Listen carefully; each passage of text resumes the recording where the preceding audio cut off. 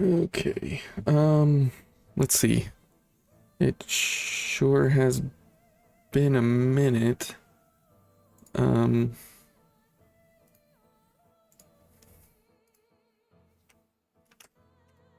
hmm. Okay, I don't quite know what I'm doing here again.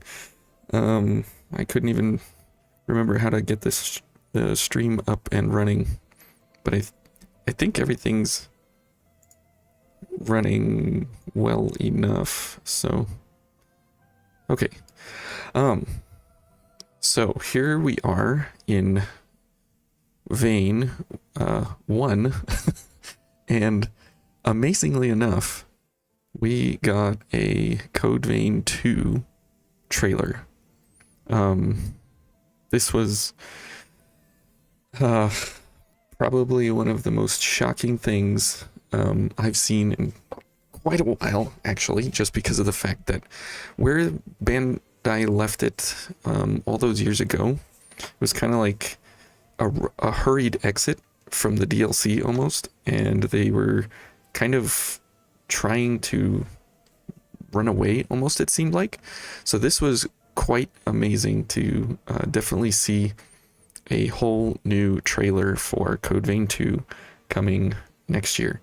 So the previous time that we saw some of these leaks, it was saying that Code Vein 2 would drop in 2023 of Q3 of 2023, and there was Armored Core and so on and so forth, and people got real excited over that. But now looking back with what we know now, maybe the wording on there was misleading or translated wrong or something, and maybe what it was a project meeting where that was when Code Vein 2 development started, and they actually had a full team and a roster put together. Who knows? All speculation. So let's talk about this a little bit. So we have Vein 1 that is this that we know and love, and it's anime as can possibly be. And hey Emerald, hey Thomas, hello niece, how are you guys doing today? And this was quite a shocker to me that I really enjoyed this game and not so much Souls-like. So we'll see what everything is about here. So let's turn down the music here, and let's go back to the trailer here, and let's kind of go through it a little bit piece by piece here and see what we can kind of see. Hey Million, how are you? Welcome back from school and everything. Hope everything's going well. Emerald, I hope you and your niece are doing well. I know, guys, it's been about 4 months since I've been on here, so just thanks for bearing with me, guys, and what a time to actually come back to the internets to see this. So let's go ahead and make this guy full screen so you guys can see it as well. And let's 1440. Okay, good. And I'm going to not watch it, but well, let's watch it one time through just together and see how it goes.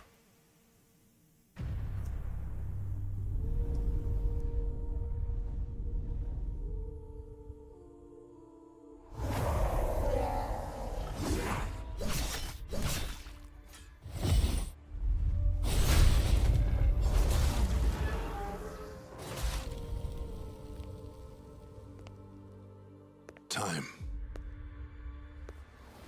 For some, it heals. For others, it wounds. And for our world, it promises only oblivion. Our hopes lost long ago.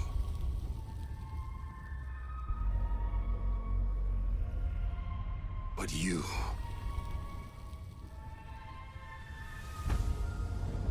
have the power to change all of this.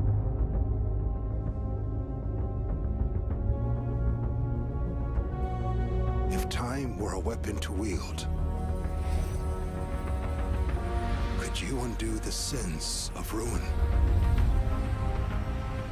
In this time,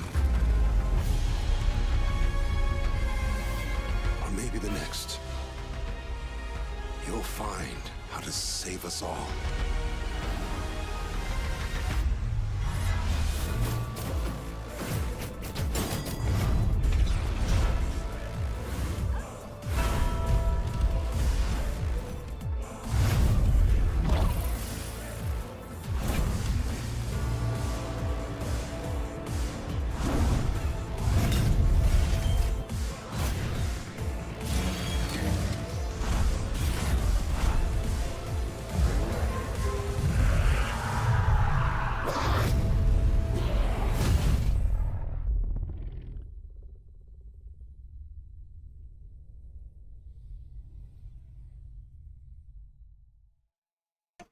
Okay, so that is the trailer. And let's do a little bit of rewind here. So hold on.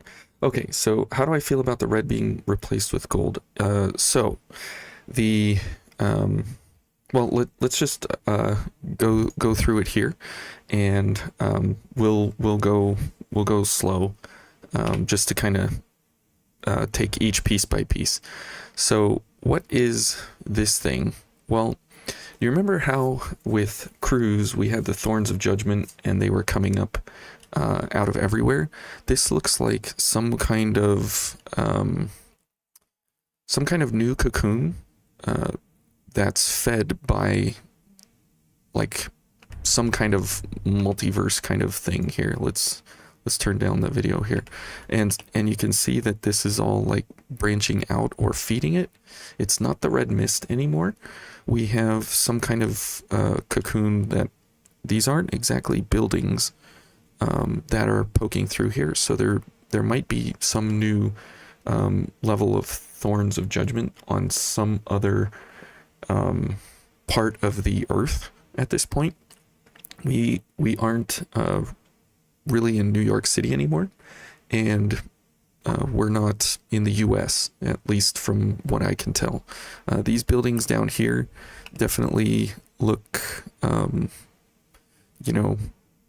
little different than the US landscape, so we can try and match those at a later time, but I'm not really quite sure what kind of landscape this is. We don't have any land markers yet that we can actually put it anywhere, but they're definitely taller, and they definitely don't appear to be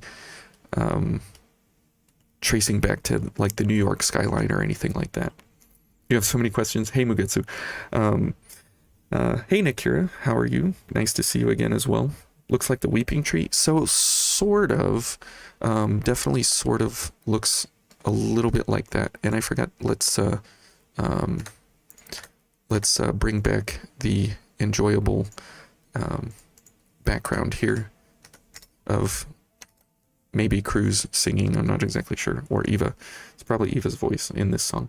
But so looking at this, definitely looks like this is going to be some kind of either main plot point. I don't think it's going to be an objective place. I don't think you're going to go here, but I think it's definitely going to play a large part in how the story will progress. So as we go through, you can see it's still the vein that we know. It's still like the bombed out, blown out buildings and everything. So that's kind of that first understanding that you have the Weeping Tree, maybe, or what's left of it, or maybe that was Vane in the past when we were there, when we knew, but since we left and went outside of the red mist with the golden bead, maybe Io has since left the Weeping Tree, and she has come back of sorts, and that's why the Weeping Tree is actually decrepit, corroded, and completely like falling apart. So who knows? Because I think that the I think that the bead that came from Io, it was like the essence of her as an attendant. But since there's no more, there's no more Karen, and there's no more successors, and there's no more reason to supply Vane, because we've essentially dissipated the miasma. That's what I'm getting from this idea here, that the miasma's gone, and who knows what this could potentially be leaning back towards. Maybe this was, Greg's final resting place where Io turned into the tree. Who knows? We'll have to wait and see on this one, but very interested in this, since this is the first thing they hit you with. It's definitely going to be something that we're gonna try and go for. So yeah, I can go forward and back with carrot left and carrot right. So that's very helpful that's how I was going through this on my own. Thanks for the suggestion. It looks like it could be a Majora's Mask kind of moon situation. It really gives me definitely that understanding of, like, you're gonna have to, this was the past, and Code Vein 1 was this. So they start you with something that you know and love once upon a time, but you see that these spears kind of came through here. So it's not necessarily the Thorns of Judgment, but the spears indicate that either that's what killed the tree, or it was some other phenomenon, and maybe that's why the tree is dead, or it's or Io left and then it was still giving blood beads, and so they killed the tree on their own because Io was not there anymore to sustain the tree. Who knows? Okay, so let's keep going. So here you can see the tree though from what I'm assuming is home base. This is old home base where we had our training ground. We had Coco, we had all the people, we had all those kinds of things. And so now we're looking out those same windows, which is kind of strange because if you look here, the red is in the background here, in the back of the window. That looks like the sort of like the red mist a little bit up here in the top of the window. You can kind of see there's like either that or it's some kind of volcano, but you can see that the spikes go much longer, much deeper. So back here at the beginning, they only go down till here, and then you don't see the rest of it. So it's like in the past or the future, I'm not sure which one is which at this point, but they're like civilization grew up around these spikes. So this has happened and civilization kind of grew around it. I'm not exactly sure how much time. Again, we don't know really how much time anything happened in Code Vein 1. And so this hopefully will give us more indication as to time, but we'll have to wait and see what these spikes and this thing is here. So moving on from there, you don't think that can be the Weeping Tree because Io became it at the Provisional Government? But if that is the HQ, then that's where the Cathedral of the Sacred Blood was. Well, it could be. It very well could be. But again, since we're playing with time travel and at the same time memory loss from the Revenants themselves, it's anybody's guess what Bamco can do or what they can come up with. But we'll see. You think it's the veins blending together in the red here in the window? Could very well be. You don't think it's home base? It feels more like a mansion with a family living in it. The trailer juxtaposes the portrait with the thing whose head is hollowed out and replaced with candles. So you're correct that happens, but I'm pretty sure that we're gonna see pieces here that bring us back to the idea that it's home base. So we get our first look here at this new symbol. So the Steam page says, where's Steam? Here's Steam. The Steam page says In a future world where the humans and revenants coexist, due to a sudden appearance of the Luna Rapachis, revenants have transformed into mindless monsters. So, I'm assuming that, now I have no evidence of this obviously, but I'm assuming that this here is part of that new group, the Luna Rapachis, or something like that. So let's move back here just a little bit. I want to show this as well. You can see here that there are teeth under here, and they're closed, and this is a mask of sorts, like a helmet. So that's pretty interesting. But this symbol, I'm pretty sure that we're going to see this. We're going to see this throughout the entire game, kind of posted in different places, kind of marking territories. I'm pretty sure. Hey, Dingo. Yes, it is a surprise. Okay, so also we have this sword.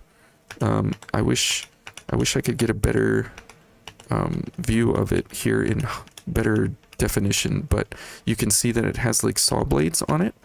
Kind of reminds me of Giza's wheel cutter in Elden Ring, but wouldn't that be cool if alternate weapons, like alternate weapon attacks, can be like a chainsaw move or an actual sword move?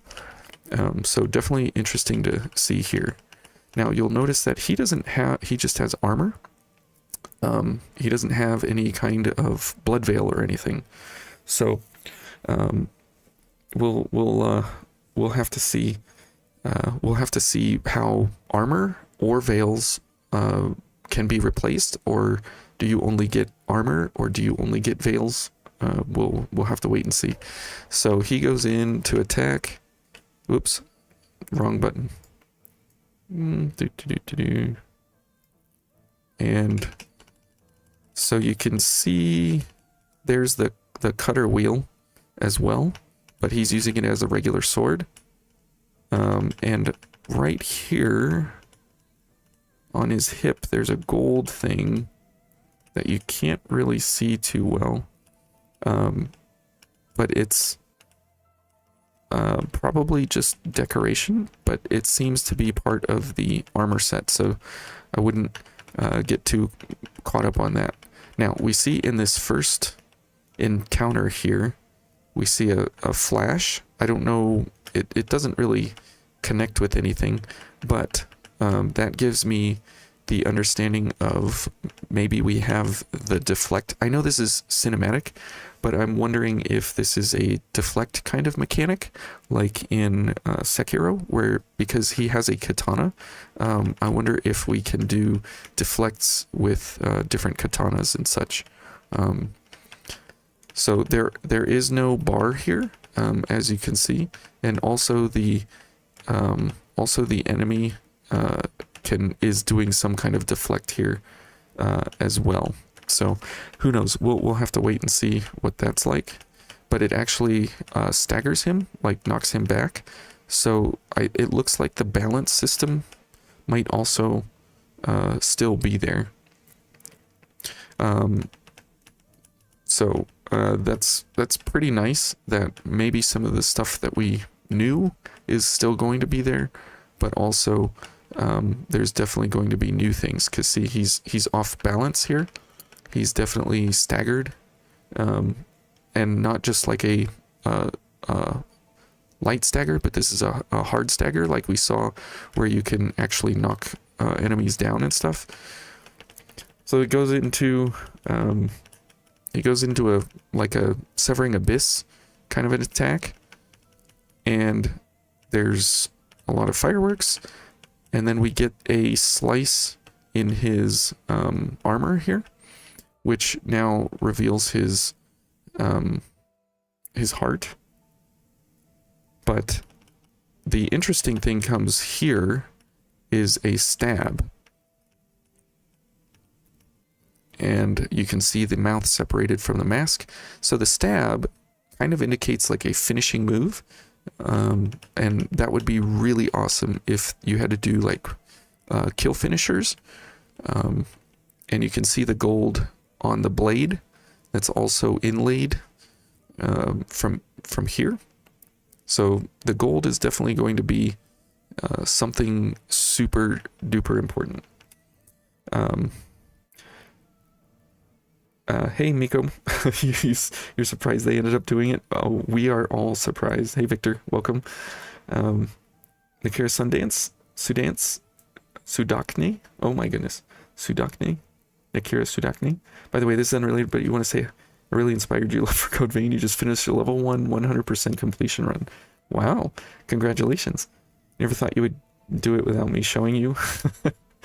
There's always a way forward. Well, we'll see how Vein 2 actually takes us. And I'm glad you got to finish it. You're surprised the person in the preview wasn't Louis. Well, they actually made it just about you. So, this is where you see these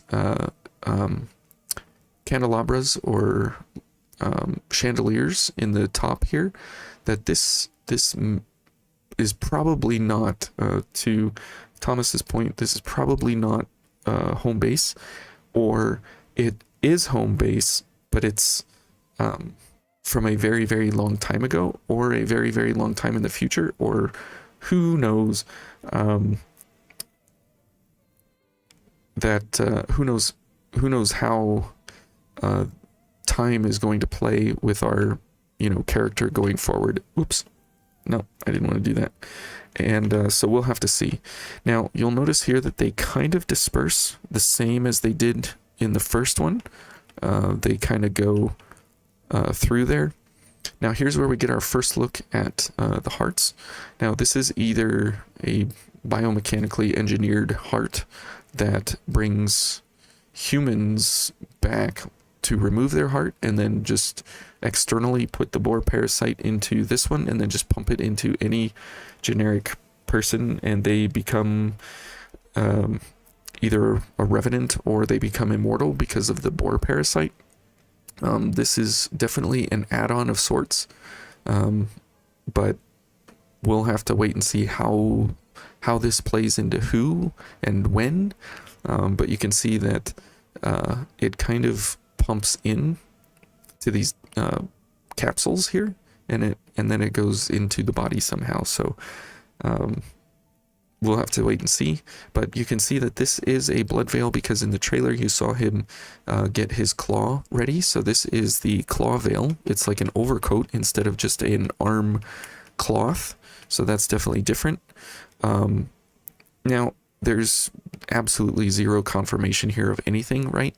But this scar is either just one they added for fun, but one other possibility could be that this is Jack way back, when he became the successor of the Eye, when he became a Watcher first and foremost, but there's no confirmation of that. Still the same white hair, still flopped to the same side, still the same scratch here and everything. So, but it definitely is different because he has a claw veil instead of hounds. So probably not Jack because he doesn't have a hound's veil, unless he switched up at one point or something. There's no way to know who this is at the moment, but definitely some characteristics here. He doesn't have blue eyes, he doesn't have red eyes, who knows, but definitely interesting to see gold eyes with a gold scar, and we'll have to see if that's just a nameless revenant hunter, the random regular hero. We'll have to wait and see. So here we get a shot of some legs with some embroidery. Not really interesting, but it definitely could be something of interest here because of his reaction to her. But let's go ahead and go forward here. So she's got this brooch here. And I don't think she's really anyone of consequence, personally. But it shows you this new idea of there's some kind of effect of the lost or whoever whoever we're gonna fight. I don't think this is part of the Lunar Rapachis. I don't think this is I don't think the creatures are the Lunar Rapachis. I think this hollowed out face, I think that's the new kind of indicator that you're coming up against a Lunar Rapachis, is if they have the hollowed out face. And so that's definitely going to be a staple as we go through, as candles were all over Code Vein 1, like around EO's area and stuff. Now the candles are in people's faces, so definitely going to be interesting to see how, like, her skin has turned into wax, her bone structure is gone, but she's still animated. So there's going to be something to do, like at nighttime, the Lunar Rapachis, right? Like it's a nighttime thing. Who knows? But her neck does not have teeth. That is the collar of her dress here. Nothing to do with that. But you want to call him Dean? Sure. Perfect. Okay, so here, this is the new claw veil, or at least one of them. I don't know how many we're going to have, but definitely looks nice. Very, very tidy, clean, neat, sharp, and very, very, I don't know, like put together feeling. I don't know. Look at her teeth. They're not normal. They are not normal. You are correct. They are like fangs. Yeah, see, they're like fangs, and the wax is coming through, and I think these teeth were jammed in there. These are not her teeth. These were shoved into the wax and replaced. I don't think those are normal, but the other monster, that was like his yeah, right here. That's like actually a lost, probably, that's been turned, a human that's, this is like a human that was turned into the lost, who succumbed to the miasma, but now they seem to be not so mindless. I mean, they're doing swordplay with the guy with the katana, so he's definitely more sentient than the lost were in the first one. So definitely interesting there, for sure. It heals. So he's got a katana, and let's take a look at that katana, because that is a new idea of a weapon. So one-handed, it's probably got a deflect mechanic to it. It definitely has a severing abyss type attack to it, and it definitely looks like it has finishing moves. So we'll see what that's about. Come on. So you still have the veil mask that comes up, covers one eye, changes his eye. Same thing we've seen before. Now we're to assume this is this girl here, because she has the same brooch, but she has a different dress on. So this could just be her when she was younger. This is probably her mansion, and this is where she's at.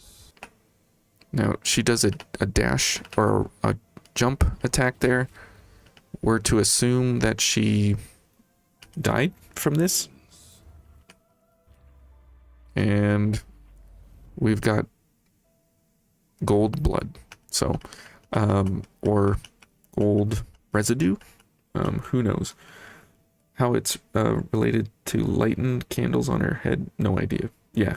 The fact that the other monster had a mask leads me to believe they all suffer from the face melting.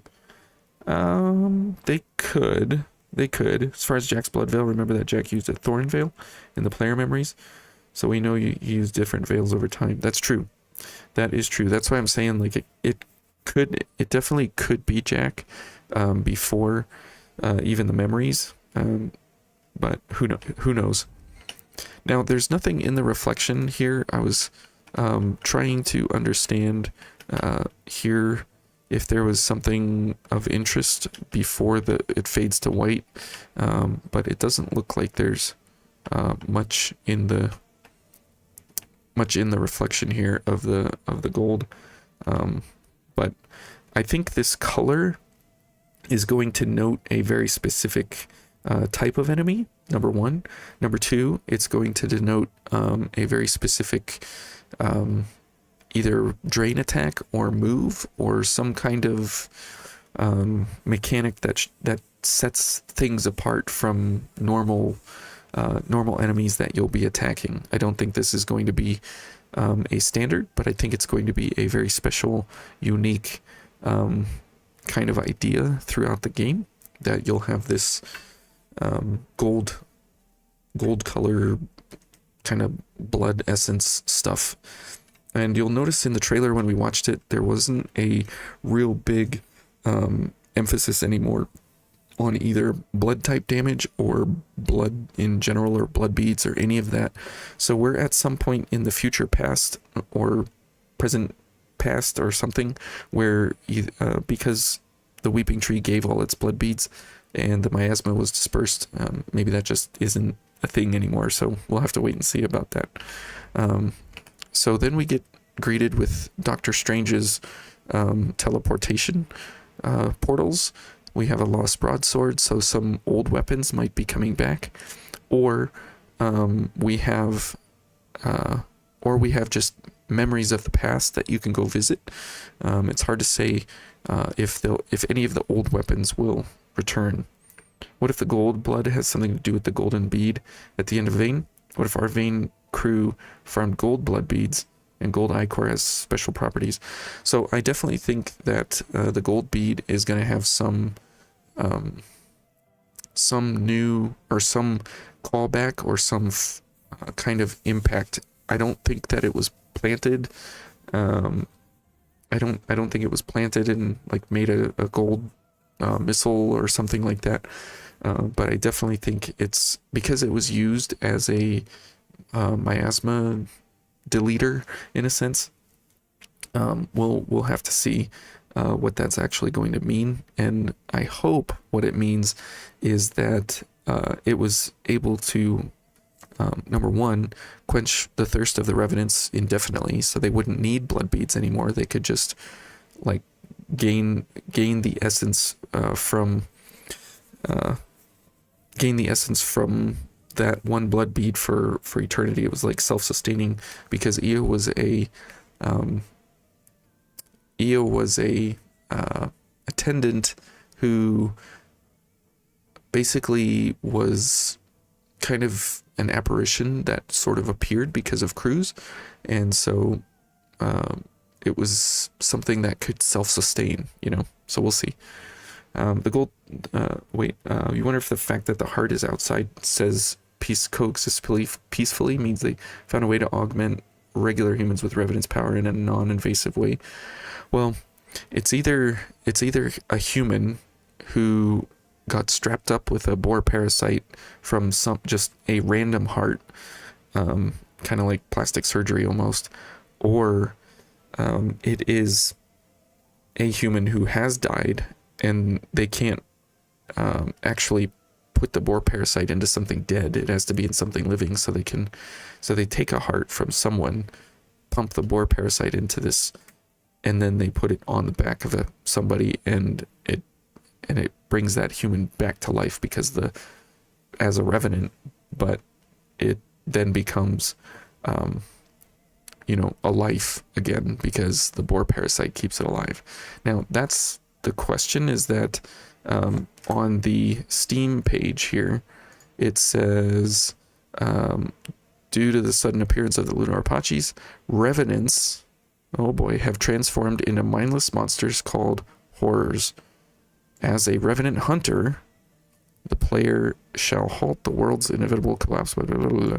Okay, so the revenants have transformed into mindless monsters called horrors.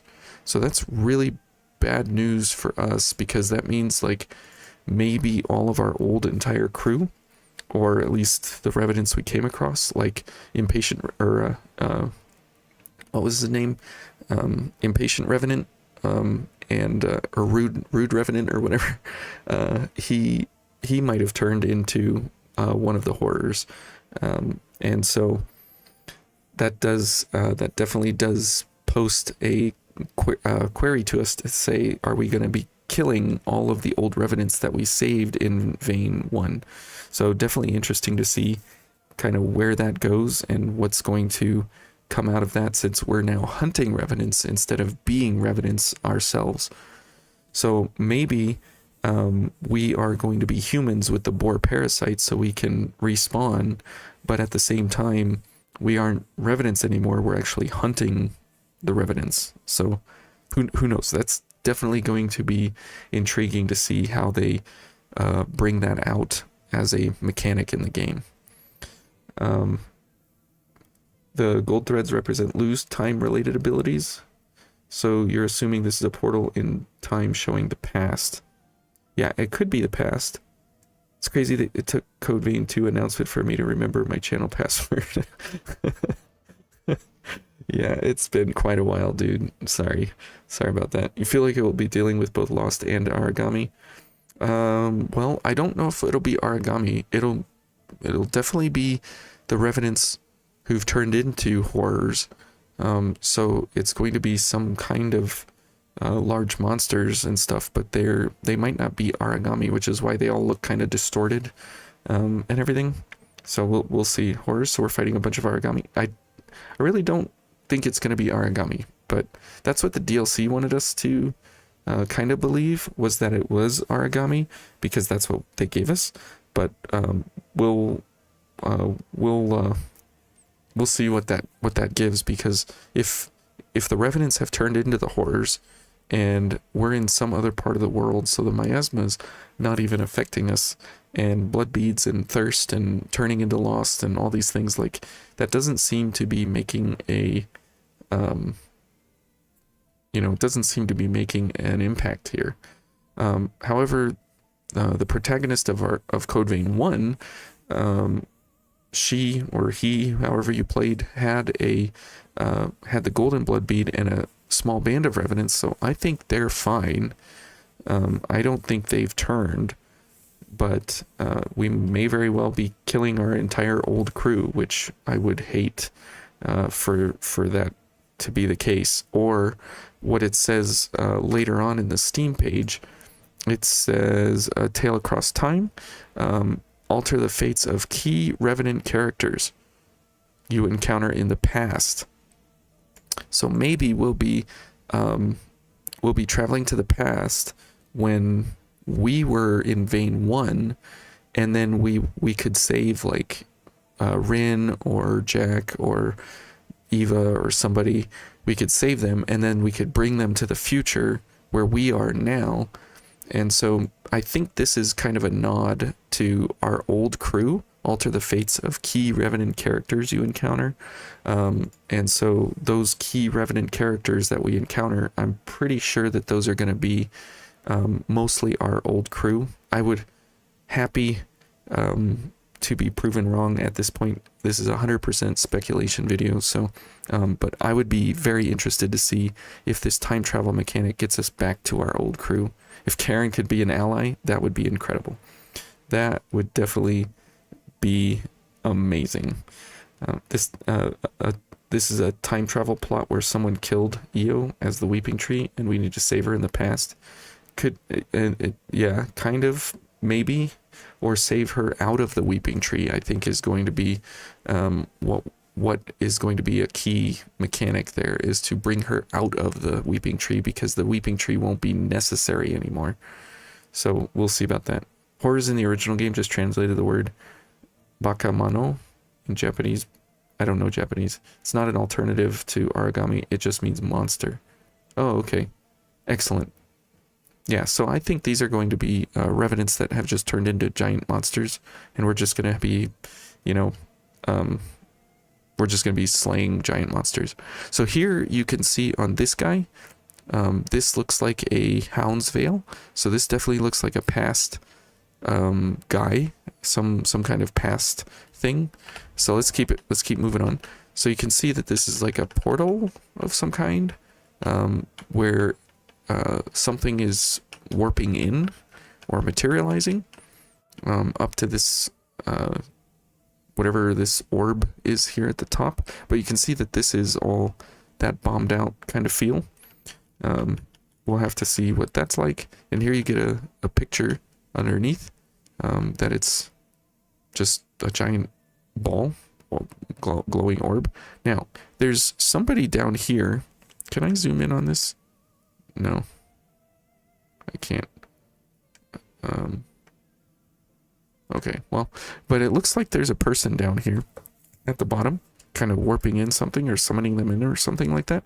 And then as this comes in, this could be a place where the horrors are generated, where you take an old dying revenant or something, and you bring them up to this place, and you bring them in.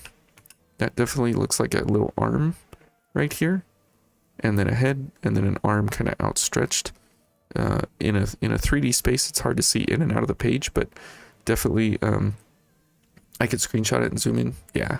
Okay. Well, I could do that. Maybe in a future moment. But you can see here that it's kind of outstretched, and then these are like the coattails of his veil. So definitely something to be observing here as time goes on. So, or time reverses, whatever it will be. So then as this guy materializes out of that, I have a tendency to think this is just going to be one regular enemy or some kind of random boss. I don't think they've shown us anything end game worthy in this trailer, but definitely interesting here that it's more of this like circle idea with pieces coming out, so more of that Luna Rapachi's kind of vibe here that we're getting with all the gold embroidery and everything, and everything that's on the armor here and stuff. But definitely looks like, you know, if this is a revenant that turned into one of the horrors, here's the heart of the revenant maybe, and then you can see under here there's like sort of a face underneath this mask here. So definitely interesting to see how that kind of progresses. And you can see that the heart is like still shoved in, but now they're glowing. And the one on the back of the guy at the beginning is not glowing. This is not glowing. This is just kind of there. So it's some kind of different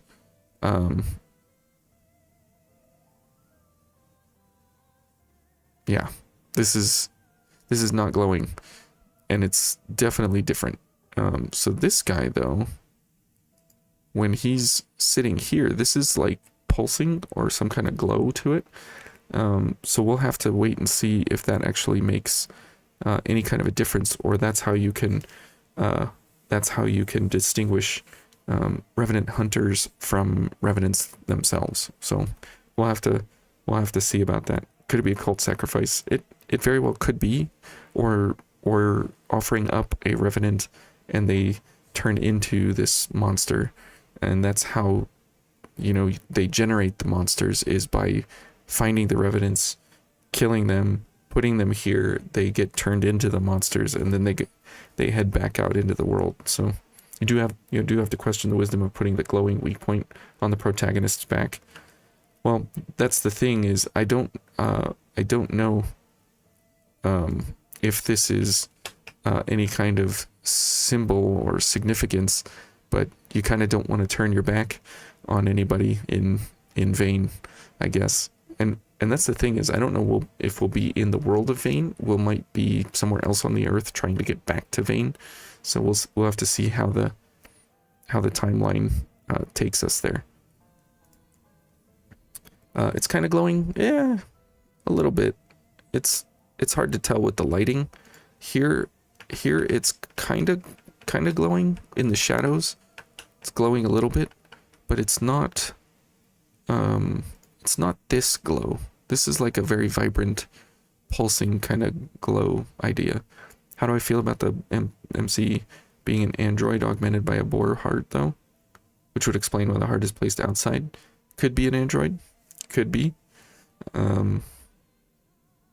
There's no way to know at this point, which is definitely intriguing, and that's what's going to be one of the big hooks, right?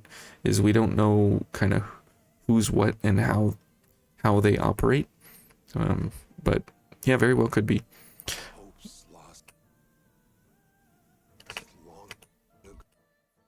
So here it shows, so it jumps from when he slices her to a like a timeline here, and then she's disappearing. So this could be a story mechanic where you jump back and forth between these portals instead of going through missile or something like that. We'll have to see if that actually plays into it, or if this is a prominent revenant of the past, and that's why this is going forward, and this guy's being generated. We kill her, and you know he is reborn, or she's reborn as this monster here, because you know because she died and her heart, I don't know. There's definitely something there to how the change back and forth, because later on in the trailer, remember, this goes backwards, and so maybe you then save this revenant, not sure. But as she's disappearing, she reaches up, so these two definitely have some kind of connection. And if this is Eva, I'm gonna kill myself. So she reaches up, so this might have been, you know, somehow they were together or something, but now maybe he even had to turn against her. Maybe this is his own house. Who knows?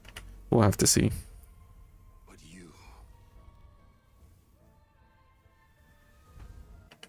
You're gonna make an out there prediction. Lou is a Silva. She definitely looks like Cruz. I thought it was Cruz at the very beginning when I first saw it, and I was like, oh man, they brought Cruz back. That's pretty cool. And then the Steam trailer, or the Steam thing, said that it wasn't, and so I was like, oh, okay, well, that makes sense. So here it's interesting that he actually reaches for her for some reason. So it's like certain ones, like the gold ones, they might have some storyline significance to us, because we see later on that there is tons of red blood from all the other enemies in the game, but these special ones, they bleed the gold blood, so they may be revenants that were with the protagonist from last game, or and that's how they got gold blood, because they drank from the gold bead. But they seem to have had some kind of knowledge of each other or relationship or something, because you don't reach for someone that you hate. And when she approaches, it's very slow, calm, cool, and collected. And he even sets up first. He doesn't immediately attack. It's almost like he's just waiting to see if she will attack, because he doesn't want to attack. That's what it seems like. So there's the claw, and then gold. So it very well could be that they knew each other, or something like that. So and so those connections, I think, are going to be really important between the Revenant Hunter and the Revenants, because you might be coming across old relationships that might have to end. And I think that's going to be one of the big mechanics of you know, the different endings like we had in the first game. So we'll see. And there's a gold band here from Lou, and you can see that that's on her hand here. Now, I thought when I first looked at it that this was a slit in her eye, like a scar, but it's not. It's just the shadows on her face. But you can see that her heart is also glowing like the monster over here.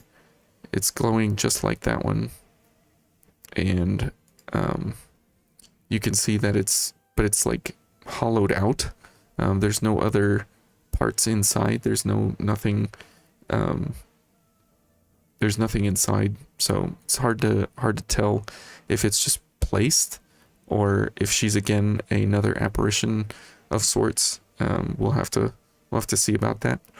But there's definitely new headgear. I wish we could get headgear and send this guy off to the boondocks somewhere and get some nice headgear on our Revenant Hunters this time. And again, I feel like Bamco knew that I was going to be playing this game, and so they gave us the thickest thighs in the game, and so I'm pretty excited about the thickness that we're going to be met with through a lot of the scenes and stuff. And her veil here is definitely intriguing. This is definitely one we haven't seen before. I would imagine that this is a veil because it doesn't fall off her arms. See, as it's down here, so it's somehow part of her, and we're gonna have to see, what that's gonna bring forward. So she does have the red eyes, just like Cruz did. Her face is shaped very, very, very much like Cruz, and we'll have to see if she's actually like Cruz's sister or something, or if she's yet again, since she has the white hair and the glowing heart in the chest here, is she like an EO second? Thighs are worth 1.5 the waist each. The devs got tired of being teased about EO's bust size, so they made them new female protagonists have negative bust. That's right. It's all but disappeared.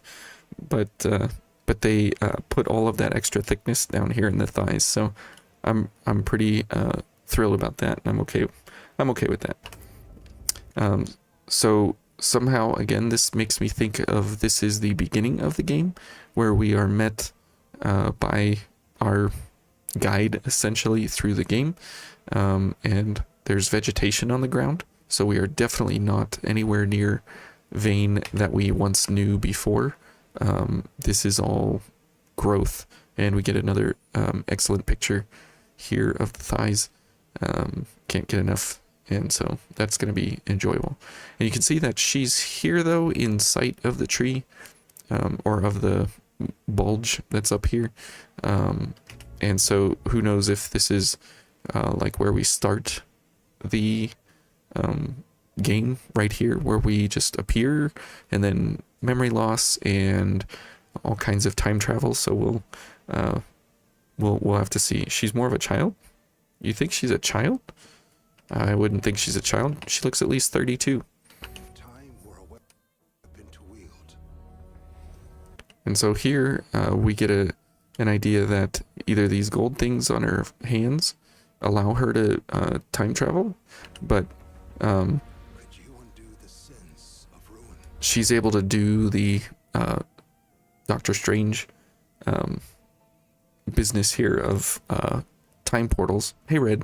Yes, it has been a while, and I'm very sorry that it's been 4 months. Can you believe it's been 4 months? It's been an incredible 4 months, so hoping the sliders have wider parameters. Maybe you can be more accurate, Eero. I'm sure you can. It's anime. She's probably like 300 years old. I would tend to agree, but her appearance is like 30 or 28, somewhere around there, I would think. But you can see that this is like a newer version of the beginning of the game. So you can see the red sky, and here you can also see the red sky. So at whatever portion of time this is, it's when vegetation came back to the earth. But here it's either just nighttime or there's, dead things. And like we see here, it's a very different vein. So we'll have to wait and see what that all means. Her legs look kind of mechanical. I don't know. I don't know if that's mechanical because the thighs go all the way down to the bottom here. And I think what it is they're just like extremely tall boots. But it very well could be some kind of mechanic.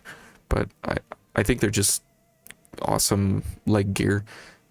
Personally, I don't think it's going to be a game mechanic. So she makes the portal.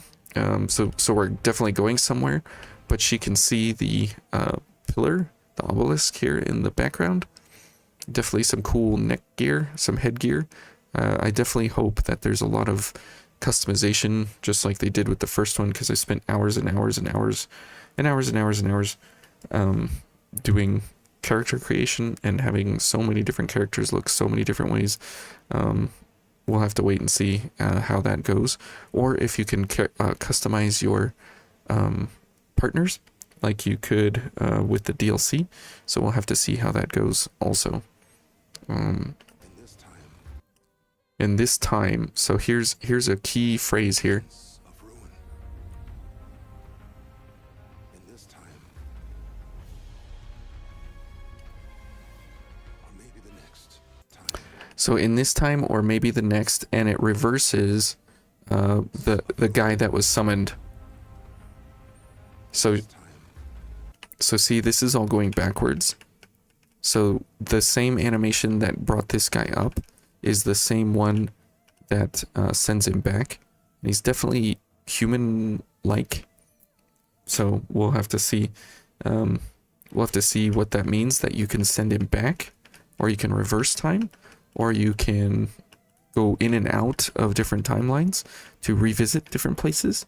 Vein 1 had us kind of going back and forth, jumping between missiles, with some of those alternate timeline kind of ideas with the memories and going back and then coming forward, and you play the memories backwards and forwards in the same place with the government outskirts. So there might be some of that similar kind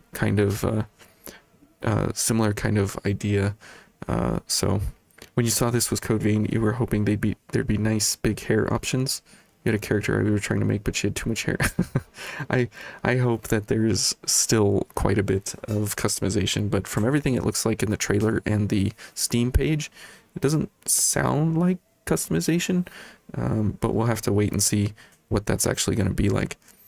So this reverses this entire guy, like he just disappears, and I don't know if that's an actual game mechanic that you can actually reverse things all the way back, kind of like Bajora's Mask, or if this is just to make their trailer, exciting. So you can actually undo it, undo the things of the past. It looks like, if this is something to see here. So you can go all the way back, change something, and then go forward again, and then change it again. So we might be able to get EO back. We'll have to see, because he says in this time or the next one, and then it flashes to the two of them in the same spot, and this is that, because you can see the rubble in the ground here, and this lamppost. So let's go back to this shot where they're standing here. It's the same light post and everything. So here's the big tree thing, and then here they are standing in that same exact spot, with this obelisk in here and not the red sky and everything. So there's definitely clearly two different timelines, kind of like we had the memories and then not memories.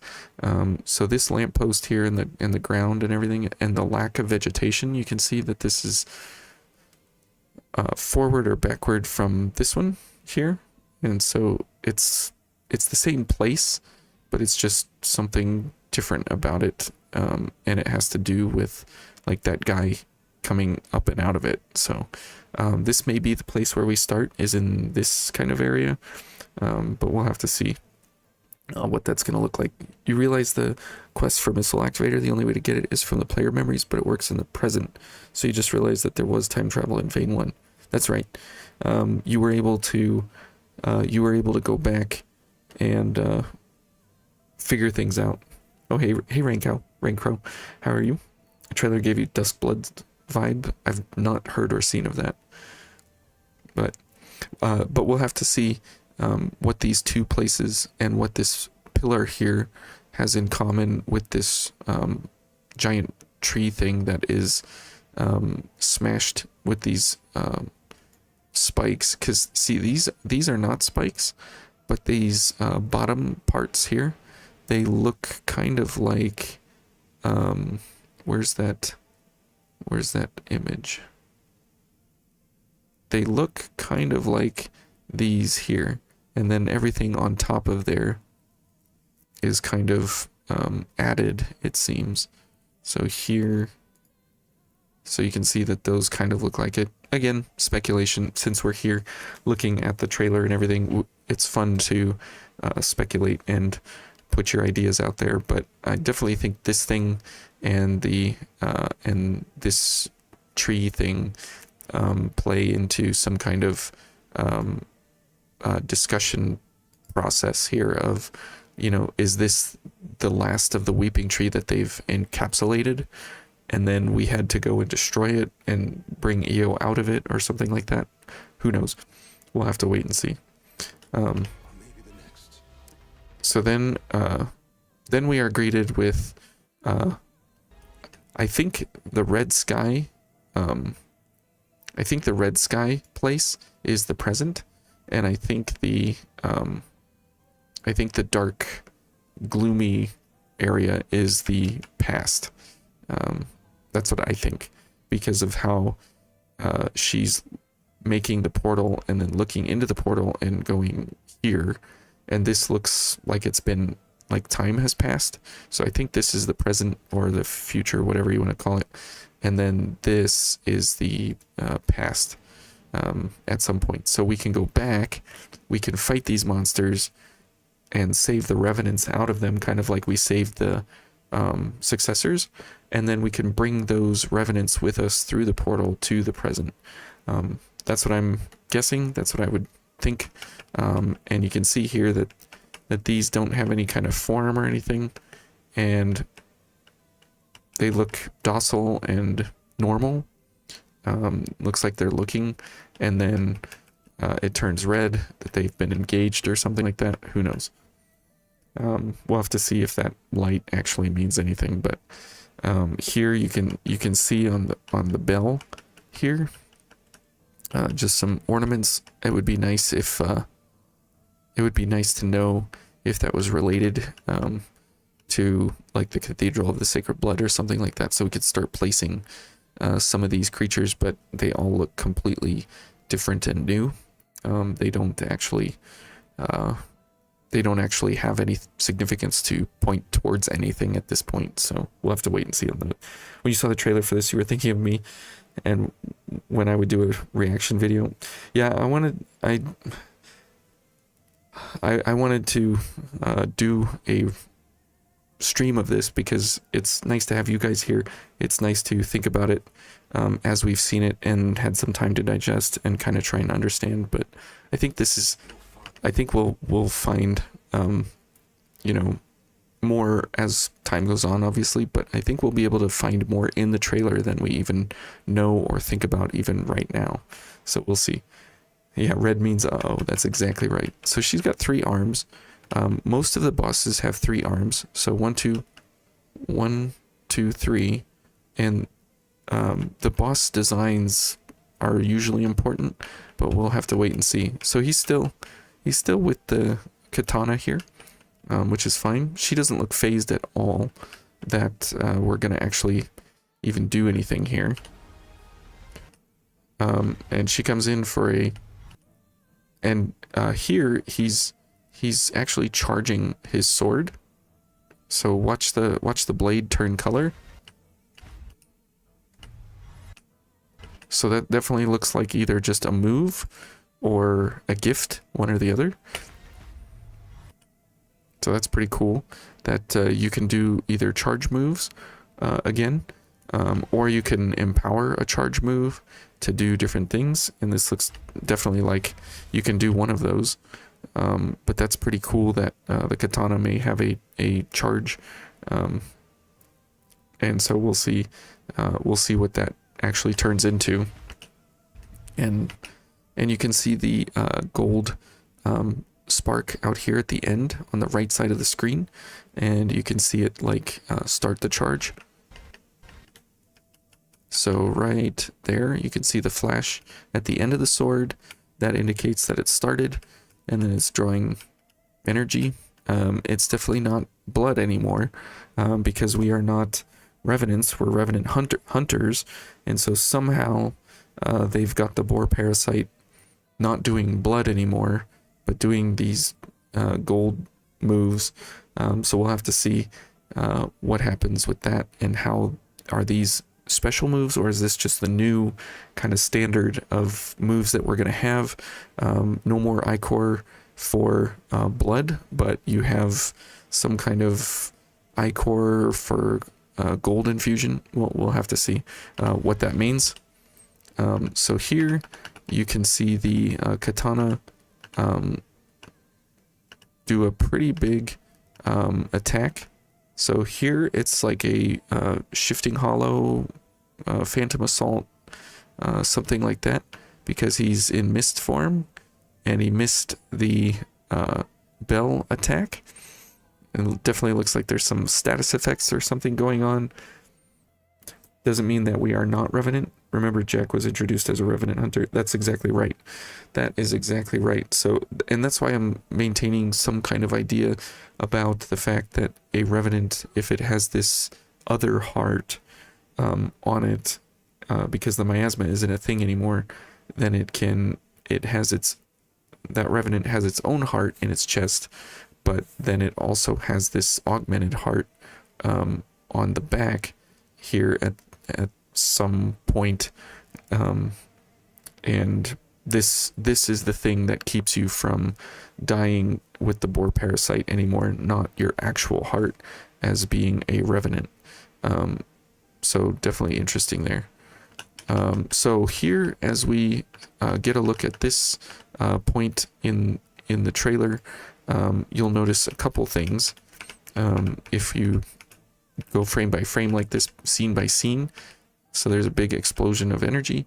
Here is one of those things coming up. Here is the tree, and here's a nice bridge. We'll have to find what bridge this actually matches. This is probably a real bridge, or at least something like it. So I'd like to place that, because there's actual trees up here, vegetation on the ground. We could probably place where this is once we actually start looking for landmarks and things. So it's nice that we have at least a bridge and some trees and stuff with a little changed landscape, but I'm sure this is close to something real. But this is pretty close to the tree. As you can see here, there's the spikes coming up, and this is in the past or something where we had the dark skies, it looks like. And the combat here, so you can see the character phase here. He's here in the front, way down here, and then he's back here all of a sudden. So it's definitely like a phantom assault. Oh wait, no, sorry, that's not him. He's here in the mist, getting missed by the bell strike, and then he appears just like phantom assault, and then he goes through an attack, and here comes the sword, and I'm not sure what that is, but here you can see that it's a pretty big striking explosion. So those are pretty big hit confirms, and then there's 1 and 2, so it's just like phantom assault. And there's a lot of this substance here that comes out quite a bit. You'll see that in plenty of places in the trailers where this comes out, and like with the bike and stuff coming up. And then you can see Lou here. She's running around with us as well, kind of hanging back, it looks like. But I would imagine that from the Steam page, and you can see her trying to dodge there. From the Steam page, it says, unleash powerful skills, adapt on the fly.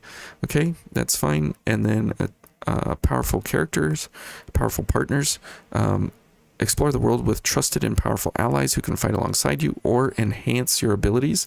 So I wonder if I wonder if that's like just communals, or if it's actually like something like this, where you can have a certain partner and it enhances, you know, some kind of charge up, which is what this guy's doing here.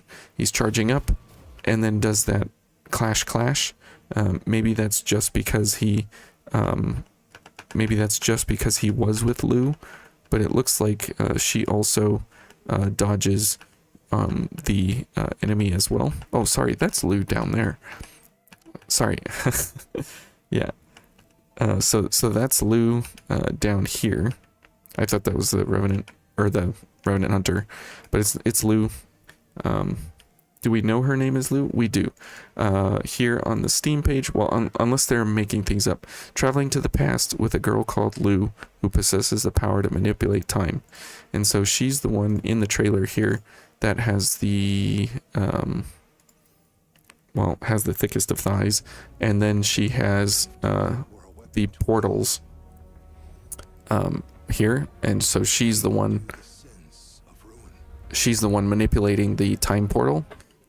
And you can see that this is in the same place as the tree, and so you're looking at two worlds in one here because of her, and so that's definitely going to be interesting to see how the partners actually operate, because you can see here she's dodging and with like a quick mobility, it looks like. So quick mobility looks like it's back, and none of the it's Rule 63, Louis. That would be nice. But you can see that she has like quick mobility, where none of the partners in Vein 1 had quick mobility. So it's the same animation as quick mobility, just without the blue sparkles or red sparkles behind them. But that's really nice to see that your partners might actually have different mobilities, instead of just, hey, everybody's normal mobility and let's just go with that, because now they actually have a game to fulfill and a fan base to appease. And so this will be nice, that if they actually changed up the partners significantly, that you can choose tanks, or, you know, everything like that. You can actually choose some pretty different things. Jack had quick mobility because his blood veil was like, I think, Thomas, you looked it up, and I think it was like 10 weight or 11 weight, something like that. It was the lightest Hound's Veil we've ever seen in Vayne. Just absolutely ridiculous. But he was the only one, and but he had the blue sparkles behind him when he would dodge, but Lou does not, as far as it looks here. So we'll have to see.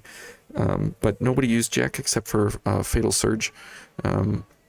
But other than that, you know, nobody wants to use Jack, because he sucks so bad in his ability to actually revive you. So Jack's worth forgetting, except for Fatal Surge. Other than that, he's not worth bringing along.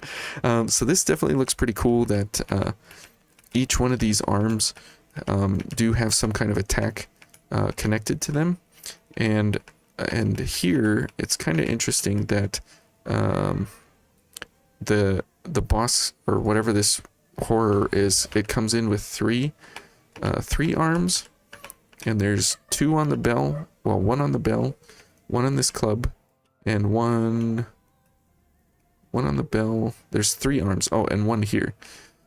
So you'll have to watch for quite a few different attacks. And I think that it looks like, did the bell disappear? It looks like that you dismember them. I can't tell yet, but it definitely is. Oh, there's the bell. Okay, so no, you can't take their arms off. So you've been meaning to ask which companion is one is my favorite to use in general. Well, there's my heart, and then there's my head.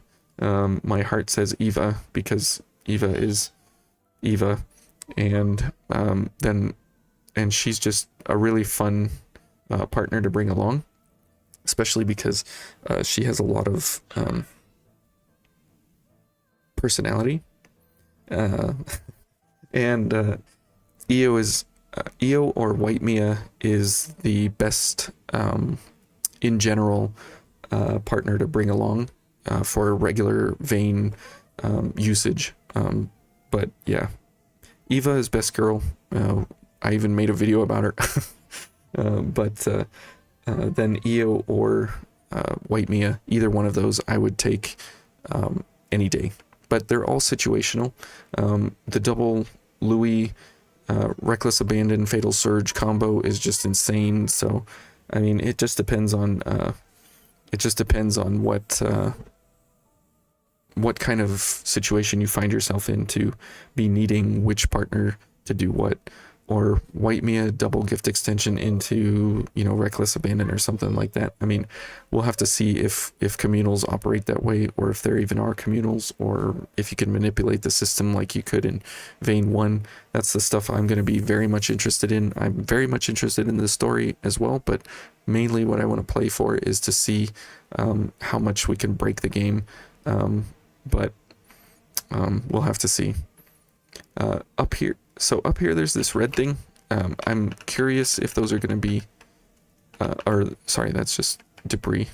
So there's another picture there that I want to show about the missiles and what those are going to look like.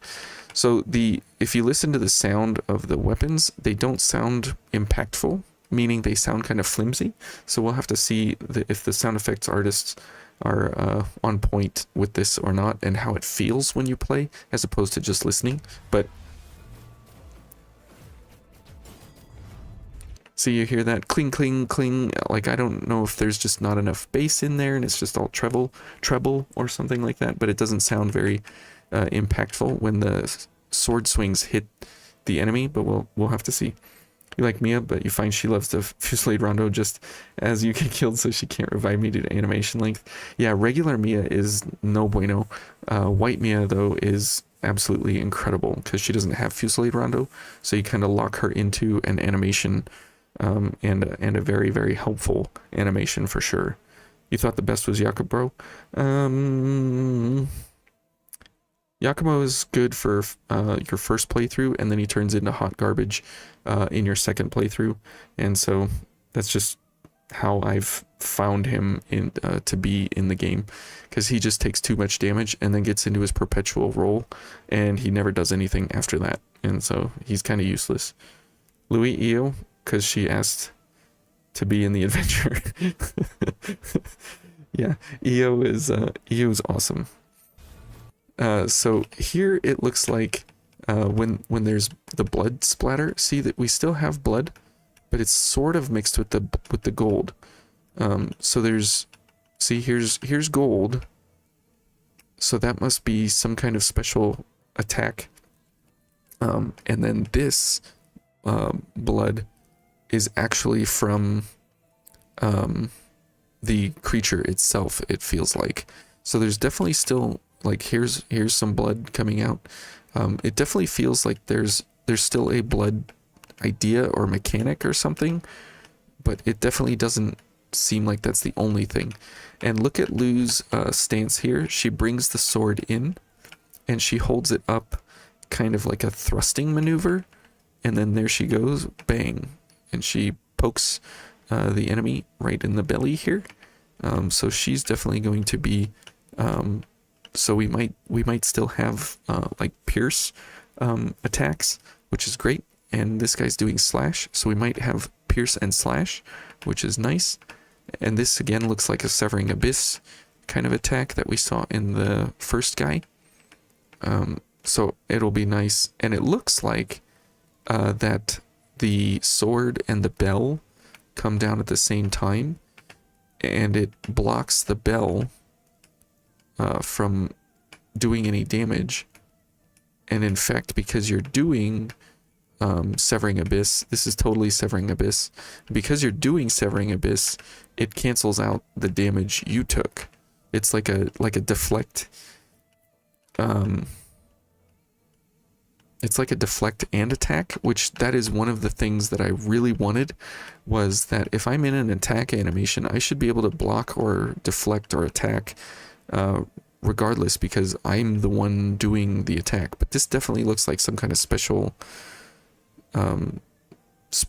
deflection attack, something like that, where you can attack through the enemy attack, which would be unbelievable. And again, we get more of the gold blood out here as well as regular red blood, so it's like mixed. I'm not exactly sure the significance of that, obviously, because we're just one day after it getting announced. Give him double foul blood and an onigiri and he'll be fine. That's exactly right.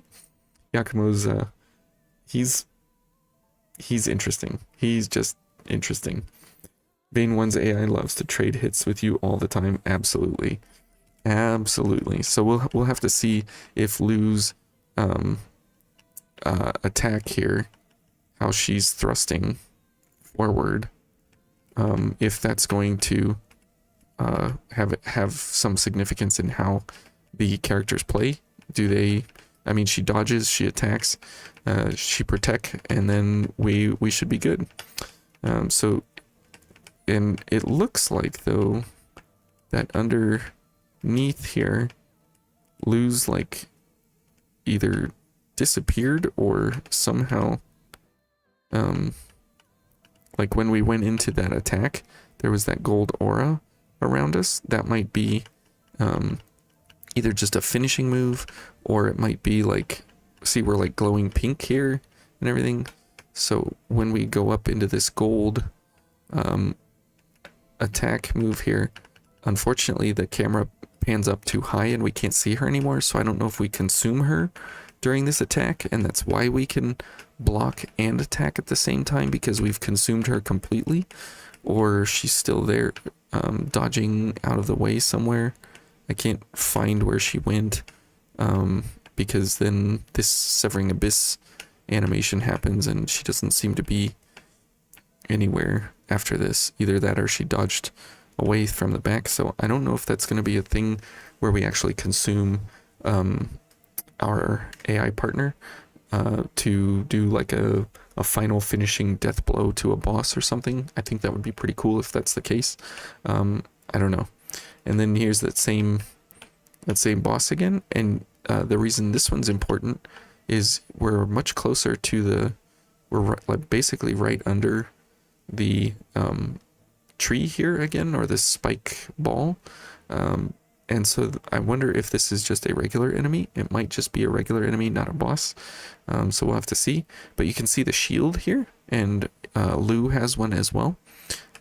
And we're able to deflect and block, and it pushes us back. But see, again, we get this gold deflection thing going here again. But then Lu's shield is gone here at this point. See? Watch her. She comes in with and it has the red orbs around it. So watch her shield. It starts the red orbs, and then she goes to this side and she doesn't have it anymore. So there's probably guarding veils for perfect guard timings. And it looks like this guy, the protagonist, still has the claw veil.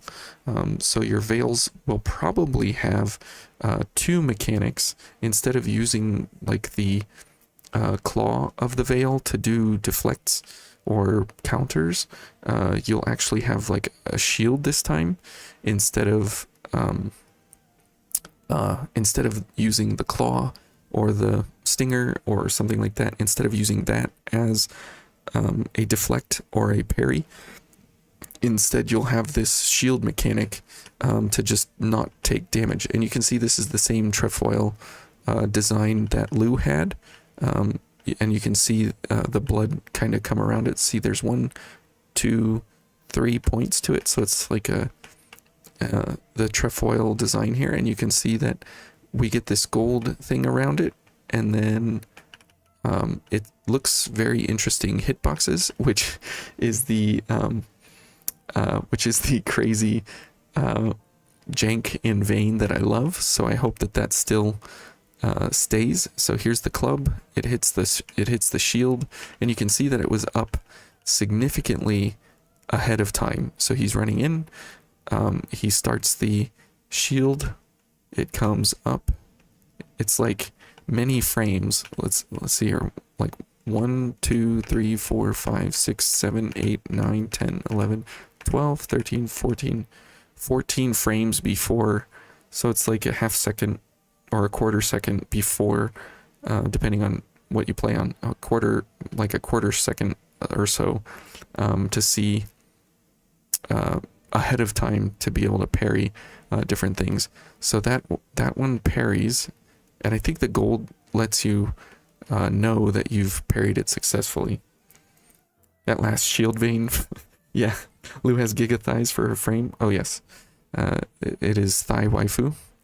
That is for sure. She's the thickest in the land, which is fine by me, because if she's going to be running around with us, just like in the first vein, you know, it's like if we're going to have partners, at least they're going to be fun and enjoyable and nice.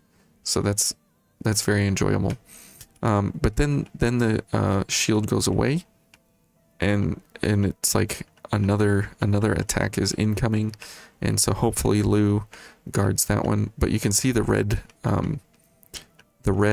sparkles around the shield, so who knows? We'll have to see how this parry mechanic happens, and it looks like it's going to have some cooldown. You can't just parry. It's going to have to be something that you work towards. You know, you parry, back up, something like that. So we'll have to see. But I'm pretty excited about that. I think that's definitely something very interesting to pay attention to, and hopefully, you know, it's a fun mechanic. It's not something that's like, you know, can be. I'm excited if it can be abused, but I'm not excited if it just turns into something lame. But if you take a look at the area here, it definitely looks like there's going to be more open-ish kind of landscapes. And if you can like jump over the fence with Severing Abyss or something like that, her thighs activate your neurons. She's Thaifu. She is the Thaifu. That's exactly right. I think it's just a veil parry with shield animation added to it. I think so, which I'm excited about that you can have two different things listed into it instead of just one. So here it looks like some kind of phase 2, where she grew a bigger third arm, or whatever it is, and it looks like this eyeball here is some kind of weak spot, and you can see that this one doesn't have any kind of heart or something, so this isn't a revenant. This is more of a just a regular enemy. And here's the bell, all nice and up close. These look like blood beads on here, so it looks like a memory of what was in the past. So we'll see what those significance are of what the past is compared to the present. So definitely interesting attack animations here from the bell. It looks like it's going to be a pretty enjoyable attack sequence.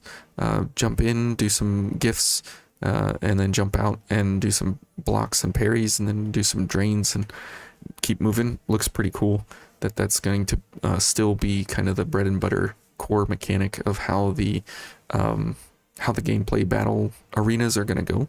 And it looks like they can kind of go all over the place, because you can see here in the background, you can kind of run away around corners and different things.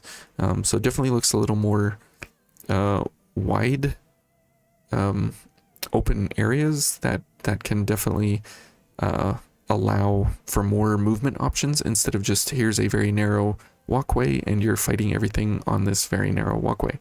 Kind of more like the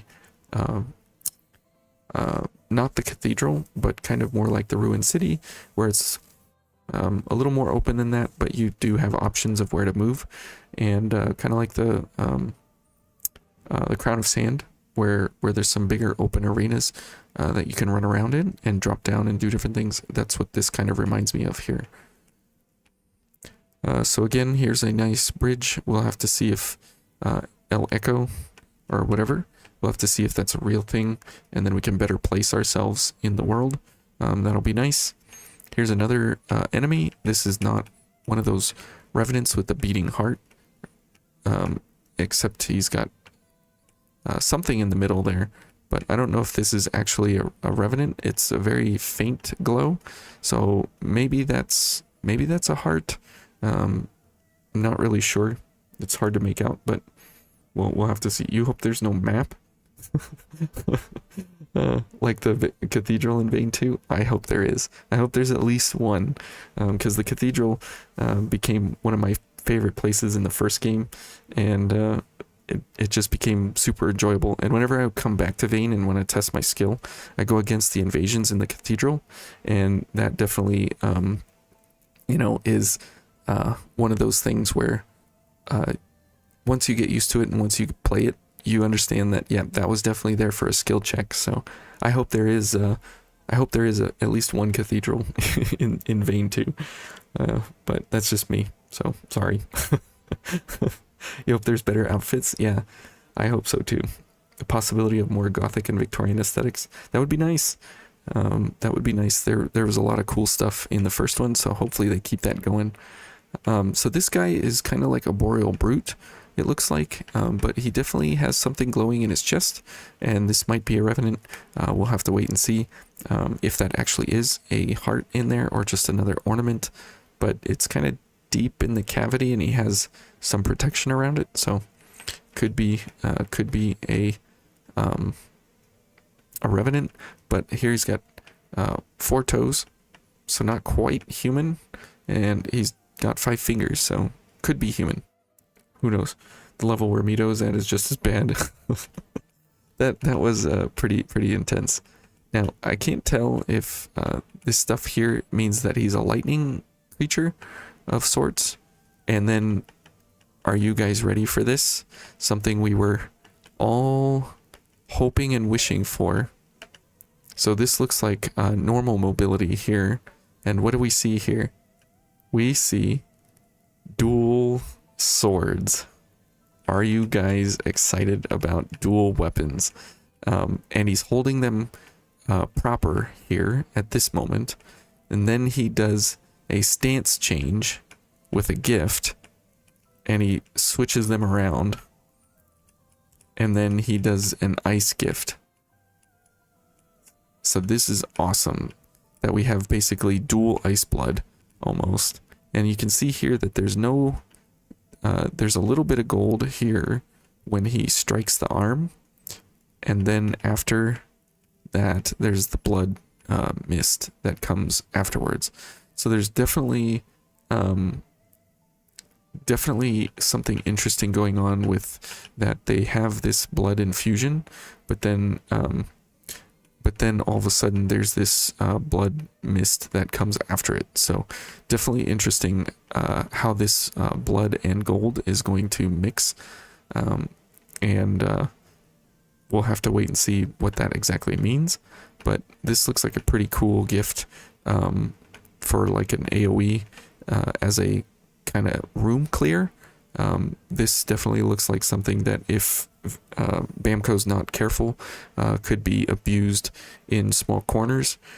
If there are balance mechanics in this game, again, this looks like a corner balance abusing technique, and from the looks of it, how these arenas are constructed, this definitely looks like it's going to be a pretty fun mechanic to play around with. Have dual swords and putting ice onto them, and being able to have, because you can see here that the sword is doing the strike, and then the ice is doing the strike as well over here and over here. So it's multi-hitting for different points on the body. So I'm not sure if that means that we'll be able to still abuse damage on the enemy when they're on the ground, like we were in the first one, where you knock them to the ground or whatever, and you can just start smashing them. This is going to be pretty awesome to watch that. So that's this creature, and you can see here that somehow it explodes his chest. We get like 2 or 3 frames of it, but right there he starts lighting up, and then boom, there's an explosion out of his chest, and then boom. So that must be the kill animation. So I don't think that it's going to be finishing moves like the first guy in the movie or in the trailer, but I definitely think there could be some cool finishers, but I don't know if that's going to be the core mechanic. This looks like a normal death kill that you hit him enough and then boom, he's dead and the heart ruptures or something like that. Not exactly sure, but it looks like his HP ran out and it was just the end of him, so we'll see. You wonder if the blood is only golden if it's in someone, which is why it becomes red as it leaves the monster's body. That's what it seems anyways, that there's like a mixing of the gold and the blood somehow. Like there's no red at any point in here, and then it's out, and then boom, there's the red. There's the red, there's the red, there's the red, there's the red. And then the gold dissipates. So we'll have to see. We'll have to see what that is all about. But I'm excited about dual wielding. It definitely looks like we got these medium-ish swords that are dual wielding, so that's pretty cool. Then we get to one of my favorites here. He's still in the same clothes, but he's doing a thorn attack now. This is like a different veil attack. It's like flying almost, and then we get a thorn of judgment essentially, but it's a golden thorn. Maybe this gold is the same that Cruz had that ability. Maybe it's just the graphics are different, but as you can see, it's coming off of his shoulders here. So I don't know if the heart on the back is the place where your veil is kind of, your quote unquote veil is kind of coming from, because the claw kind of came out from the heart, and these wings are kind of coming out the same from this same area, and you make a thorn spear, and then it's thrown into the creature. So this is probably taking the place of the stinger veil, and this is probably the one that will be put in place here. So we'll have to see. If you could dual wield 2 great swords, oh boy, dual bayonets, that would be pretty cool. I hope they've prepared sufficient enough content on TGS this year. They might. You never know. We'll have to wait and see. If the broadsword comes back, you'll dual wield those. I wonder if it's going to be just the option of dual wielding, or if it's going to be specific to certain weapons. We'll have to see. Wait, what if something's like paint? What do you mean? Spraying? Oh, also praying for more guns, including dual wield pistols and SMGs.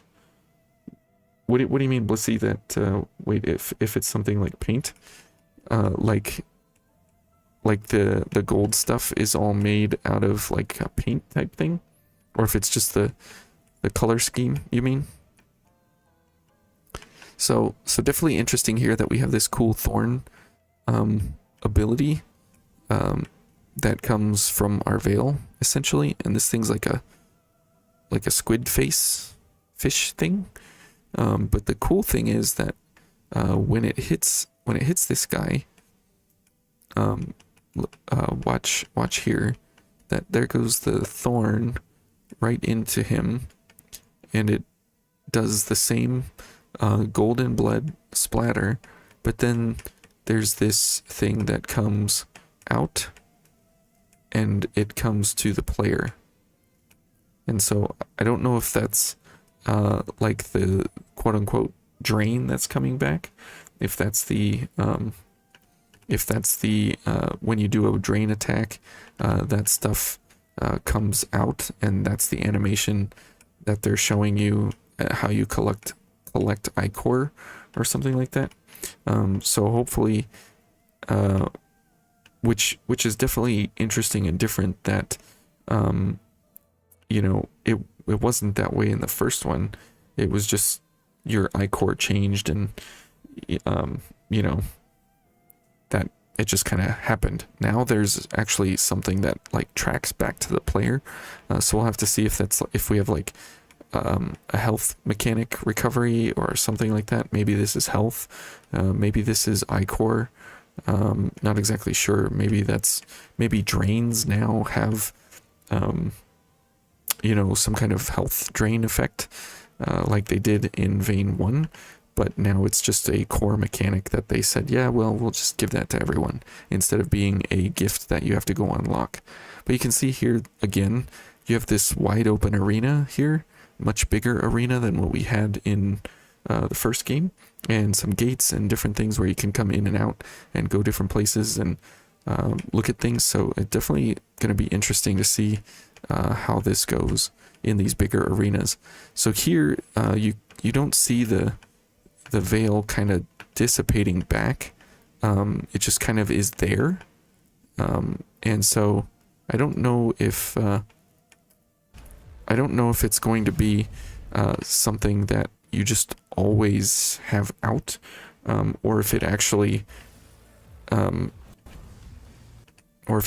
stays out like this, or if it retracts. So hopefully it retracts, because that would be kind of annoying to look at for all the time, but we'll have to wait and see. But it doesn't look like it has any effects of collapsing yet, but the animation didn't actually end because we just fell to the ground.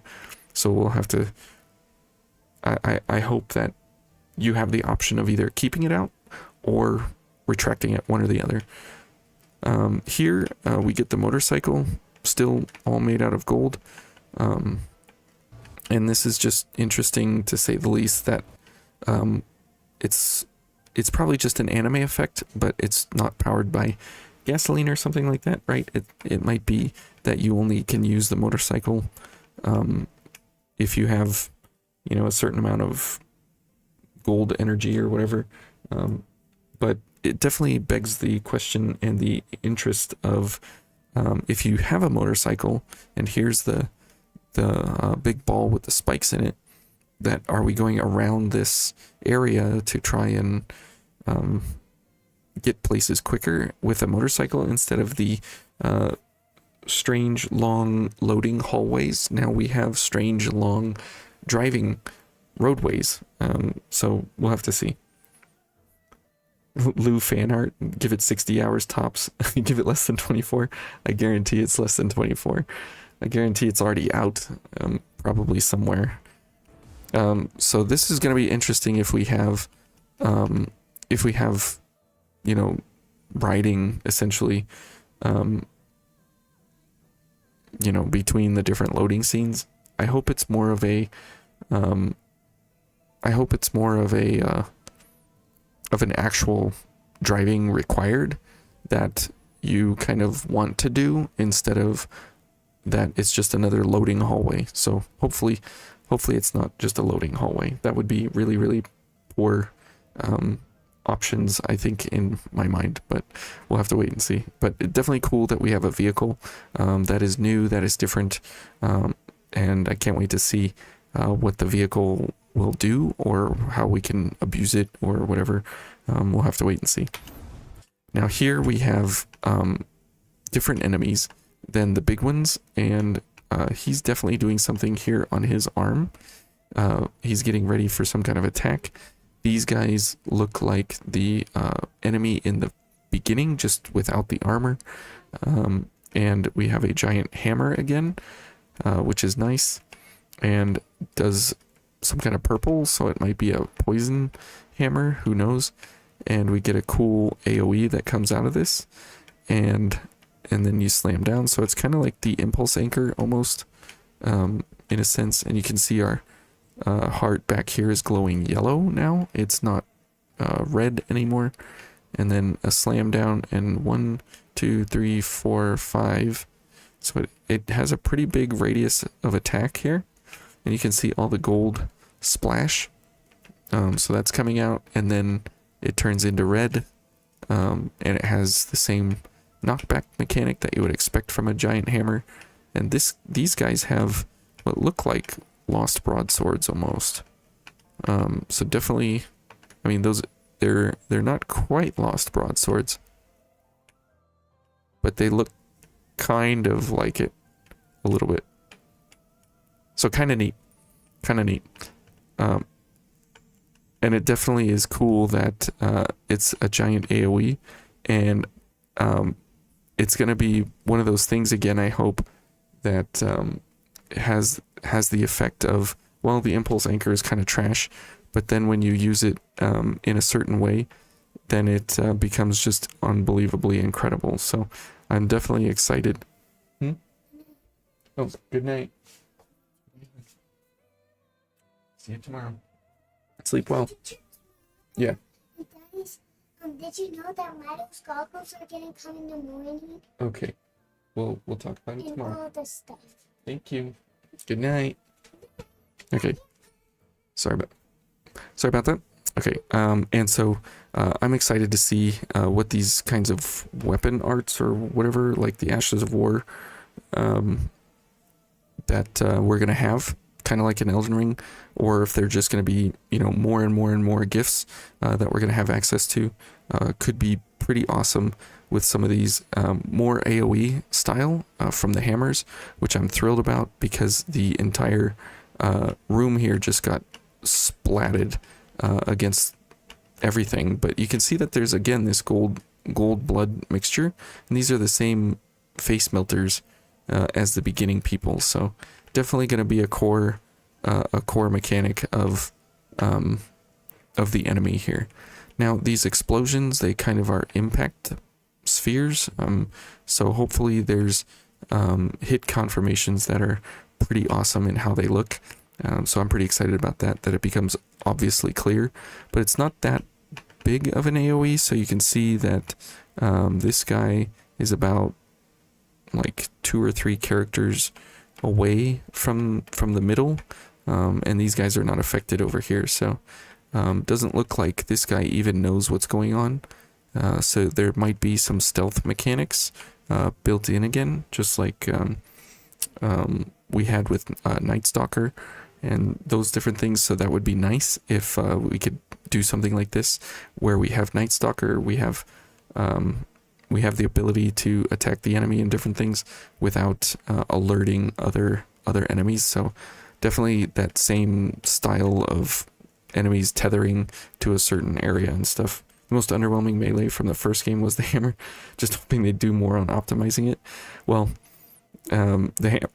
each hammer was pretty amazing in their own right when you build them correctly. So hopefully everything in this game follows that same kind of idea.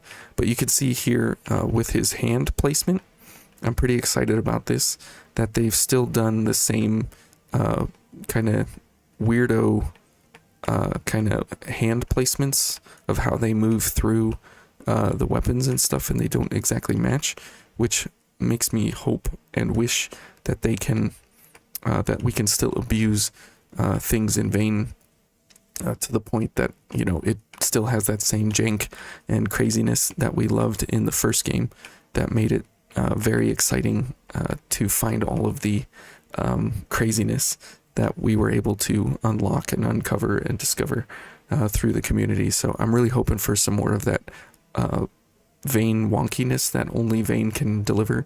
So I'm pretty excited and hopeful for that there's still a ton of mechanics here and everything that we can abuse, like we did in the first game.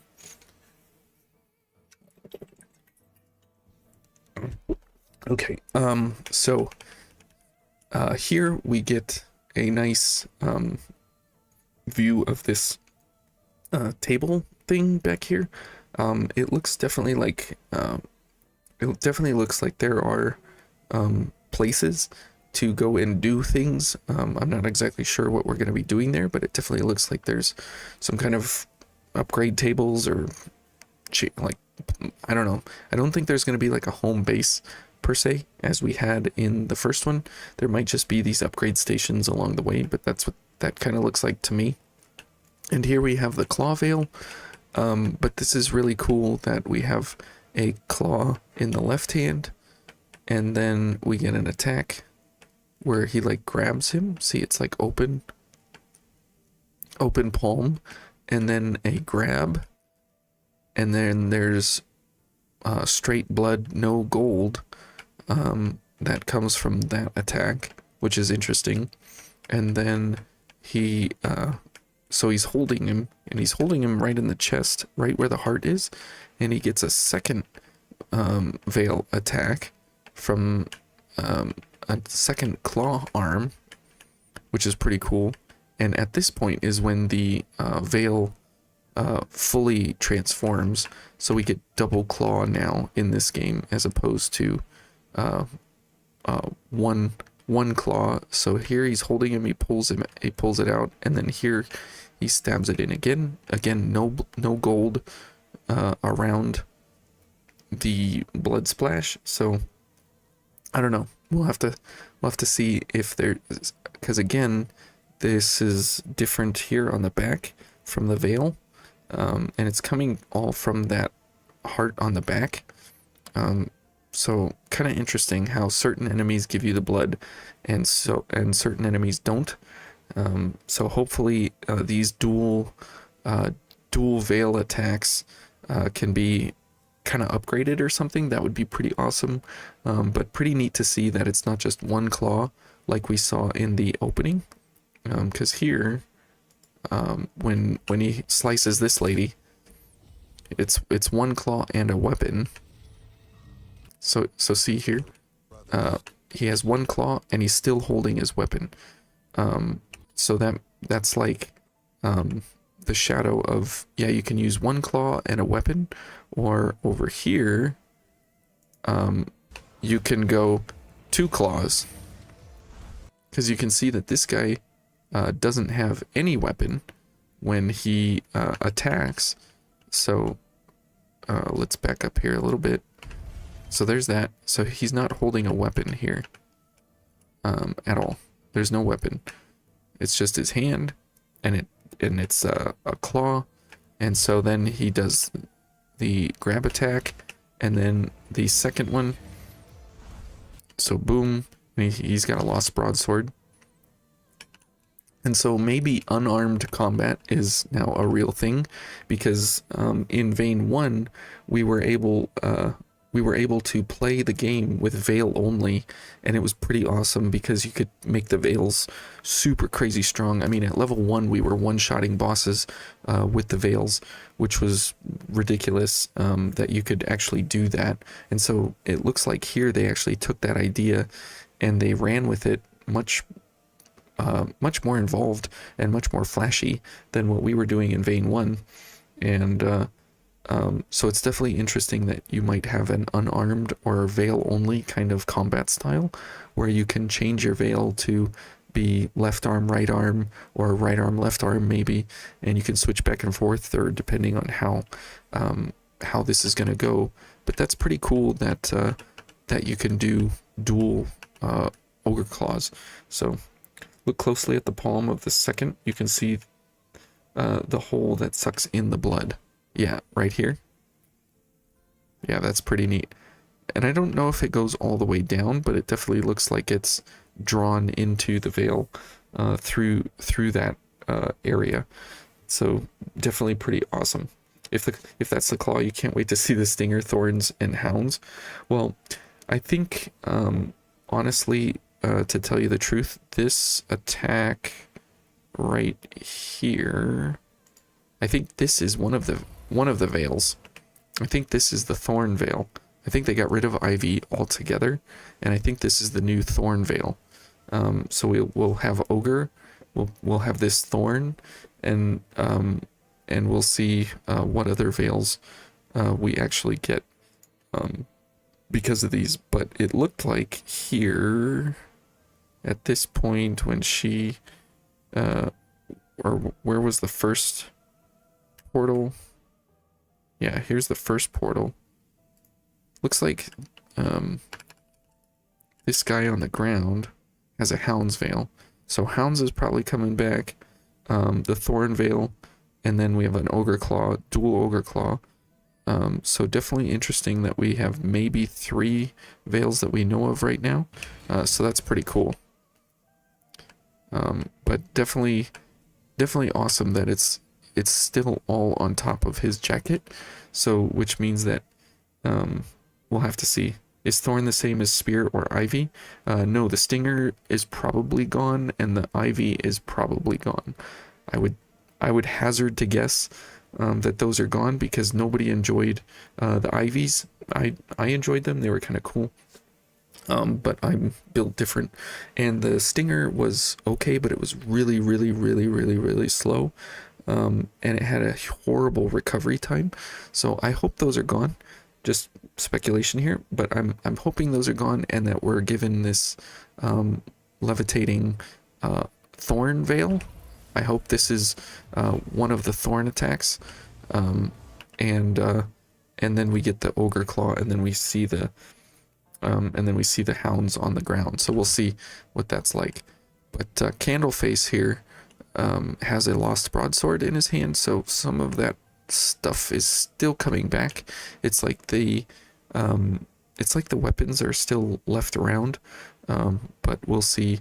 The weapons were left around, and these guys were able to pick them up, and they were able to still use them. So they're definitely making a strong connection to the first game for sure, which I'm pretty excited about. That's very, very exciting that we still have a strong connection to the first one. So hopefully they don't ruin it with some kind of lame gameplay loop that gets old and boring after your first playthrough. So we'll have to wait and see. But here you can see that there's still no gold coming out of this guy. So he's like a lesser enemy, not like Belle over here. She's some kind of special boss, special enemy, because she's got gold. This guy's got gold. He's got gold, and this guy's got gold. So definitely interesting. And then here, these guys have gold. Here when we hit him here, see there's gold that comes out.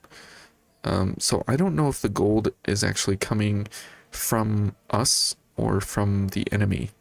I don't know. It looks like it's coming because of a gift, but I don't know. We'll have to see.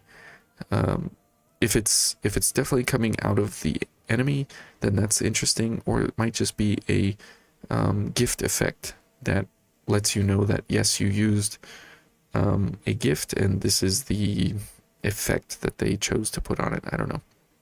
Vein 2 is more difficult. A lot of Code Vein's bosses lose their difficulty when you're not fighting blind. Yeah, that's very true. Oh, yes, they do. They lose their difficulty after like your first or second playthrough. And then after that, it's pretty straightforward. You just walk in and obliterate everything. So we'll have to see how it goes. You liked all the veils, but the ogre, you don't know why you just found them boring? For as good as they might be. Well, they definitely didn't have any character to them. That's for sure. It was just like a giant claw that just struck the enemy. So, I don't know. The Stinger at least looked kind of neat, and the hounds were pretty cool because they're hounds, and the Ivy was interesting because you could direct it. So that was pretty neat. The only boss that doesn't lose its difficulty is the Attendant of the Relics. That boss is way too hard. Funny enough, it's one of the very few bosses in Vein that has a poison resistance, which is not something you really think about in Vein. It's kind of neat. So yeah, dual drains. So that's pretty cool. I'm pretty excited about dual drains and stuff. Now here is the interesting thing, that once you slam this guy, he starts disappearing almost immediately. And then here comes this orb again, just like with the with this guy over here with the thorn veil. So when he does this, boom, here come these orbs again. And so that's what makes me think that this is a thorn veil, because these orbs are coming just like we did here with this guy. So this orb is coming again.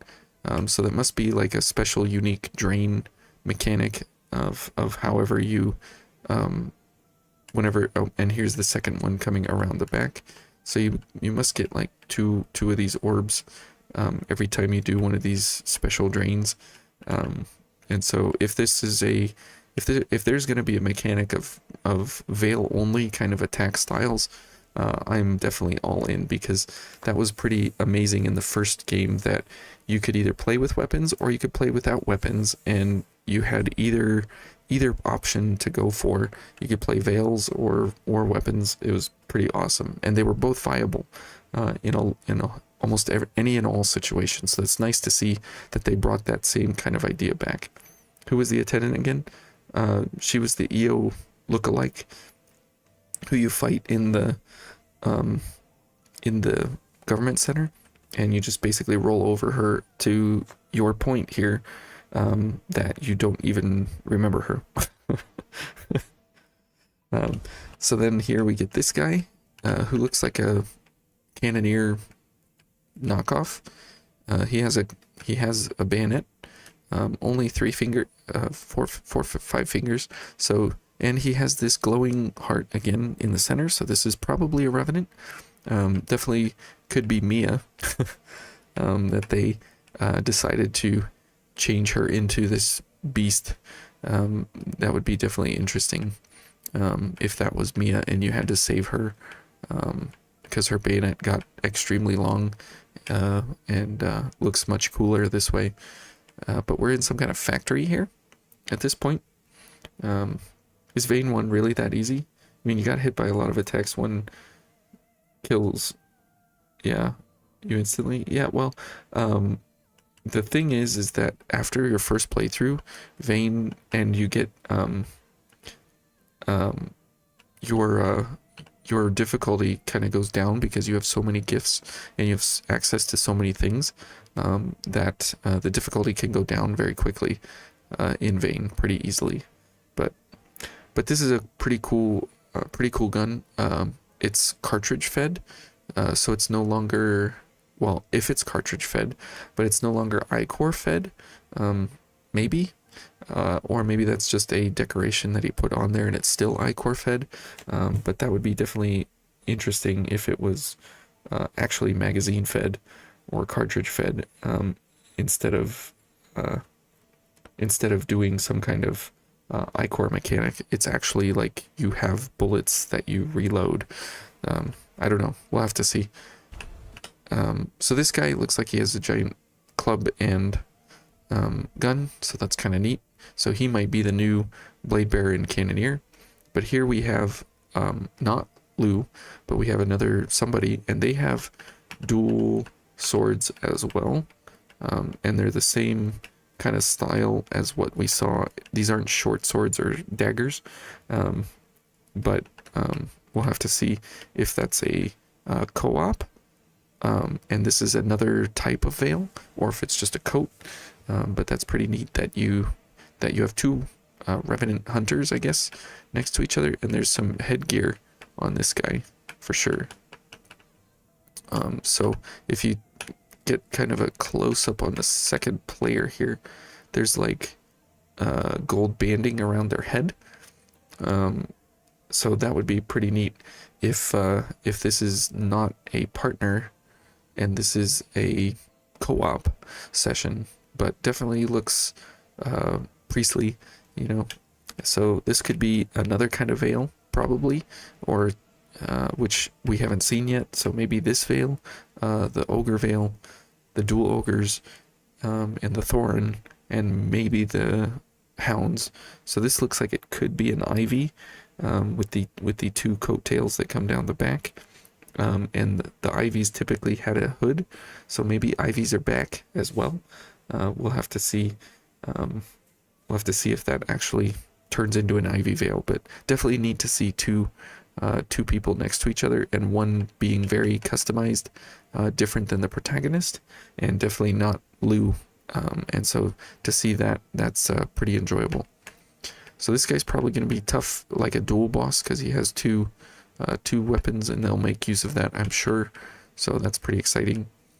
Now here's like some kind of queen, and you can see her heart, or whatever its heart in here. So this is another Revenant, I would imagine. Imagine a Vampire Veil that steals health instead of Ichor. Well, they did that in the first one with every Veil with regenerative drain. And so if they bring that kind of mechanic back, that would be pretty nice if that was the case, that they still had that same health regen kind of mechanic. That would be very, very nice. Because that definitely was a viable playstyle that sure was pretty engaging and pretty interesting. When you saw that design of the guy on the left, you remember the Hound Veil? Kind of, but typically the Hounds had poofy sleeves. This is kind of poofy, but this has the coattails here, which is very reminiscent of the Ivy with the hood. So who knows? It could go either way. But personally, I'm here for it.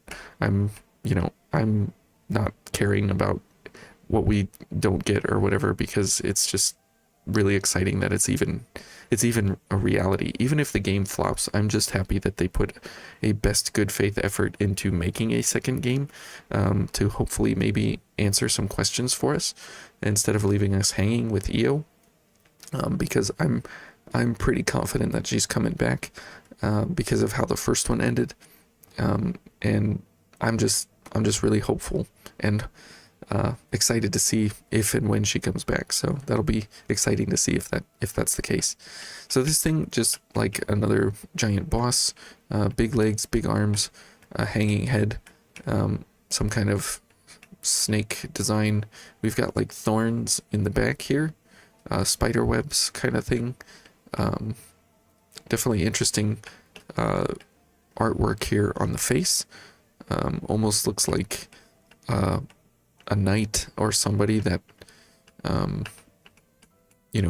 got changed, and they all have some reminiscent human features to show you that you're fighting revenants. Not this guy, but this guy, he's very human-ish like. This thing here was kind of human-ish like, but just a larger beast form, and so it's interesting that whatever is changing the revenants, maybe this guy, if this guy here is changing the revenants into the horrors, then maybe that's the agenda of the game, is to go save the revenants from Portal Man, and not let Portal Man change all the revenants, because the revenants are the protectors of the earth to fight the Origami. Who knows? We'll have to see. This boss was so Japanese design inspired in a European environment. The DLCs weren't what a lot of people were expecting and are overpriced if you don't get them on discount. Absolutely. They just outright didn't give you one of the keys. Yes, the third DLC didn't have one of the keys for the longest time. I didn't have a problem on PC. I was able to get in, but the consoles didn't have the keys for, like, I forget what it was, like 3 weeks or something. It took them to realize that, oh, we missed that. We didn't actually put that in there. Whoops. And then they went and got it back to the people. So we'll have to wait and see if they get it almost right day one, and wait for that day one patch, So this is definitely an interesting boss to see. Now this one's definitely interesting as well, as he has a whirling wheel saw blade thing, like Giza's wheel, and it retracts and goes forward, and there's some kind of like bug on his back almost. It's like a giant hunchback. But you'll notice something here as well. 1, 2, 3. There's the 3 arms idea again. So it's something about, these 3 arms that are definitely interesting. And here again, we're around the ball here. And this kind of looks like the government center. a little bit, and this looks like the outskirts again, where the memories were played with the Queen's Knight Reborn and the Queen's Knight. This looks kind of like that same equipment style stuff. So who knows if we're gonna be around the same area as Vane. I mean, maybe you go back in time or something, and you can get back to certain areas, like in Vane 1. Who knows? And here's that same thorny spiderweb stuff, like you saw with this creature. This creature here has the thorny spiderweb stuff, but the atmosphere is very different.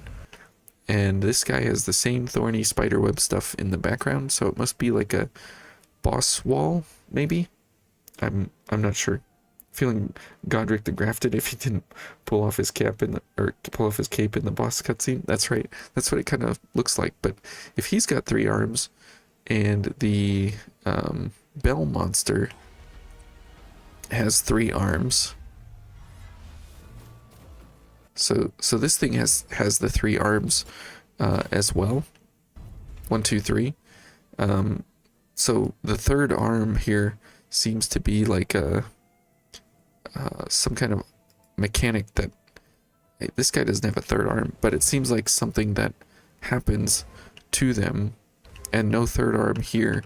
But it's like there's just definitely you know, something to do with they certain bosses change their appearance, just get bigger, and certain bosses grow additional appendages. So kind of interesting there to make that observation as well. Thank goodness they're getting 3rd arms and not 3rd legs. Yeah, that's true. Yeah, they do feel very Elden Ringy. That's for sure. Like the bigger bosses, bigger axes, bigger swords.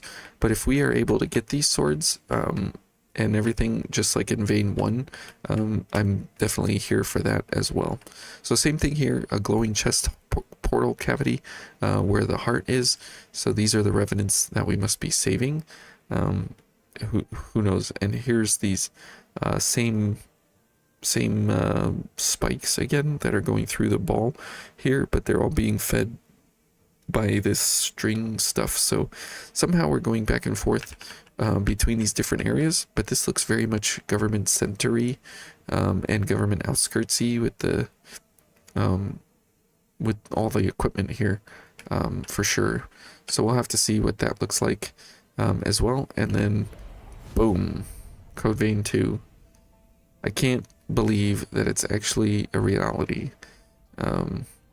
So let's go to the Steam page here and let's check out these pictures here. So here's Lou and the protagonist wandering the streets.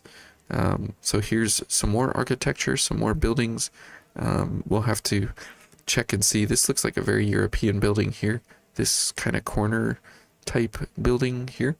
And you can see this thing from most videos, most pictures, most everything that's going on.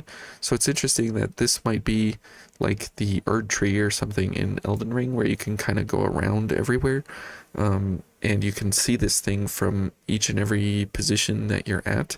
But you have 2 worlds. You have the past and the present that you can jump back and forth between, and you can actually see you know, this thing from everywhere you go, but you have different things to do in different in the different timelines. So if you look at this in the browser and you zoom in, you can see here in her leg. Over here, there's definitely some kind of, and you can see through it right here. So yeah, they might be mechanical legs. You can see through right here. So when you guys made that observation, yeah, they might be completely mechanical. And here you can see through it as well.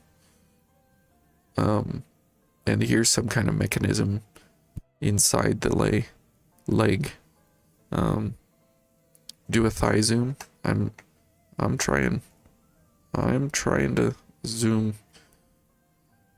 There you go. There's some thighs. And you can see you can see the mechanical pieces here, and you can sort of see an outline sort of here. And here's the see-through part, and here you might be able to see see-through right here as well. Oh, here you can see through as well. So they go all the way up to here. So yeah, she might be some kind of mechanical android. So who knows? If she's half mechanical, maybe we are mostly mechanical. Who knows? So definitely intriguing to see that for sure.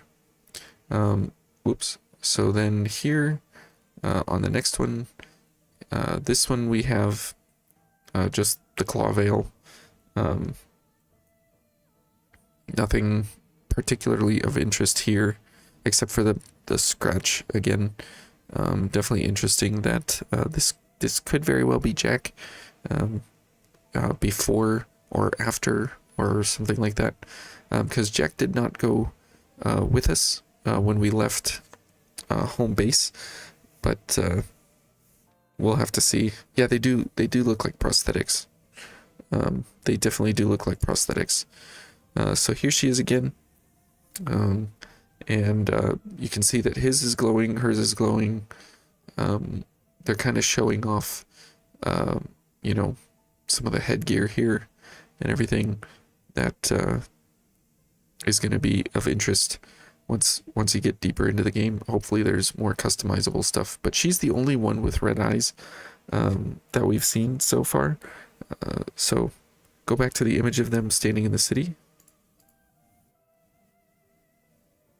Okay. Let me pull this up since it's bigger. What are we looking for? I think you saw the rondo.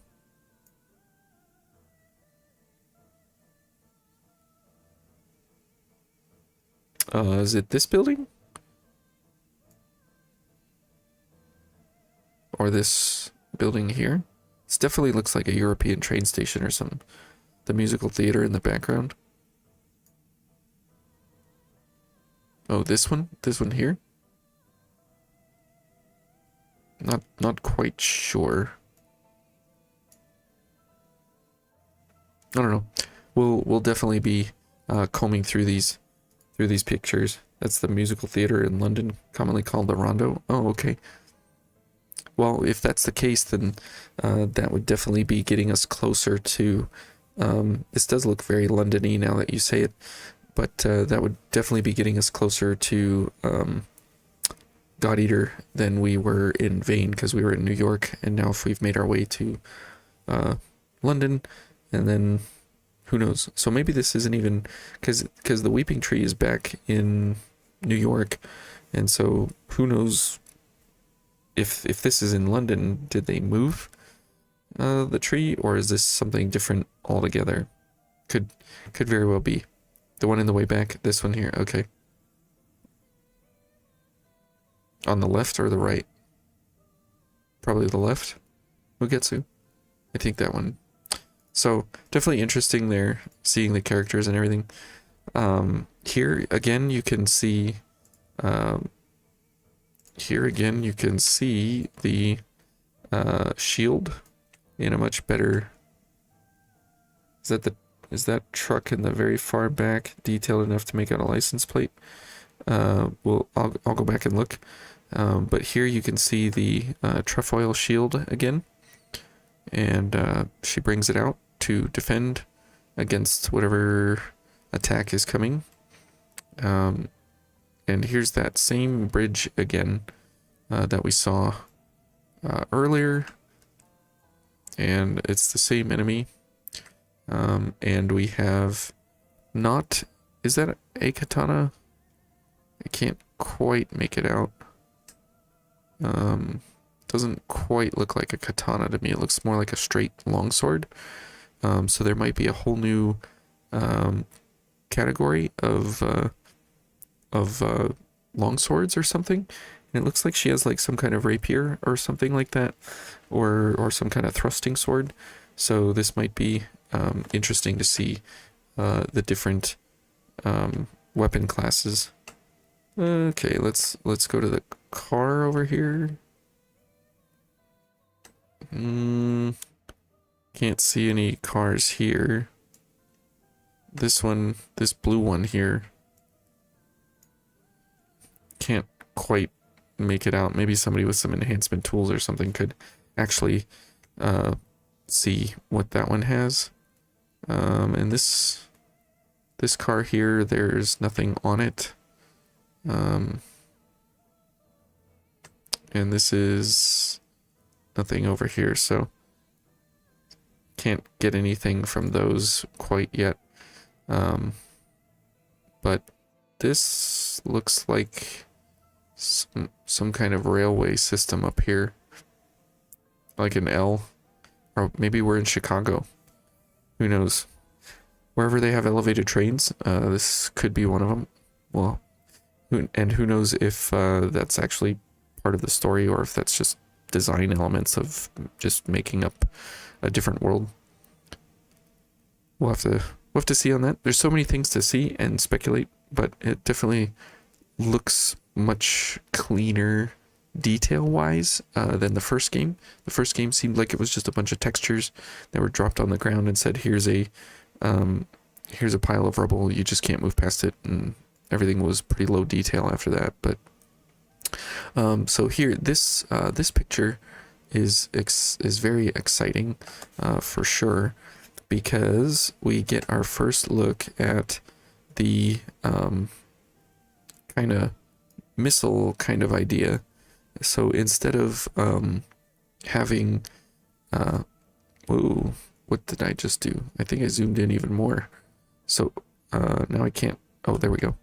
So instead of having little missiles that you purify, this time it's like wax trees or something, or some kind of missiles that have grown, and you just reactivate them. I'm not exactly sure, but I would be willing to bet that this is the spawn points, like the missile equivalents. I would imagine that this is what they're going to be and where you can find them in the different areas.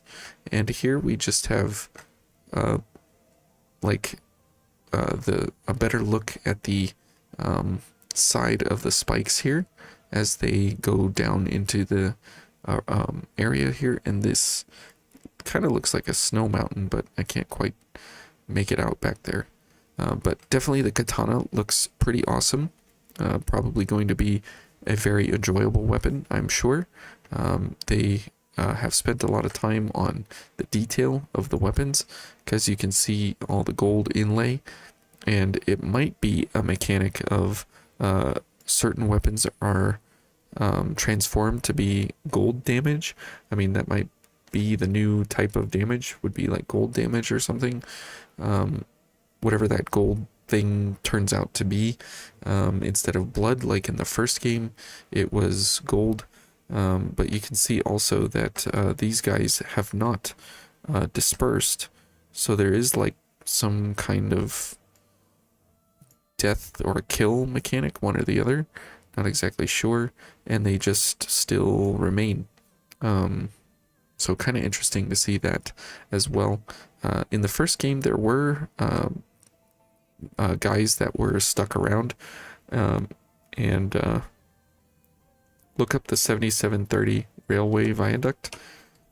Okay, 7730 railway viaduct.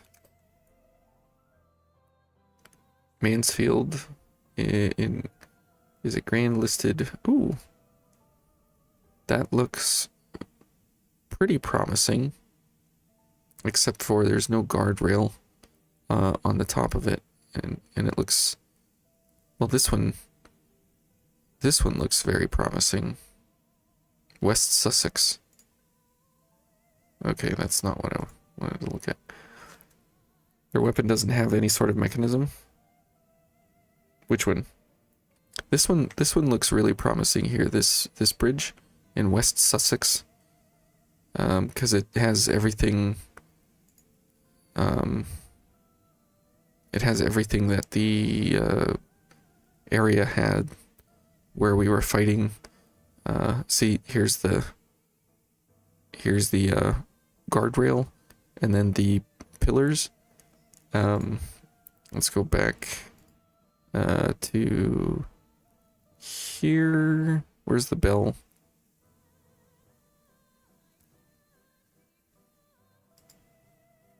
There.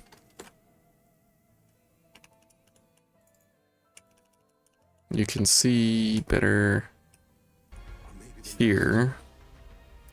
How to save us all.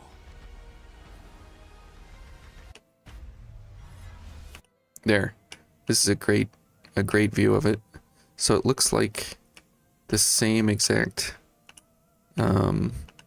arch, same exact arches, and the guardrail at the top. So this is probably, can I view this any bigger? Here we go. Yeah. Either they took heavy inspiration from this, or this is exactly the one. Yeah, that looks very, very, very, very similar. It's probably the Murvon Side Country Park Bridge. Also, artists do this thing called working from reference. You are very correct about working from reference, but that looks so much like it. I mean, like an arch with an abutment here with, now if this had a slit, I can't tell because of the shadows, but if it had a slit in the middle, oh, these don't have the abutments. Yeah, this is just shy of that abutment there. Definitely Western European inspired location for sure. Okay, how do I spell this? Let me see if I can copy this.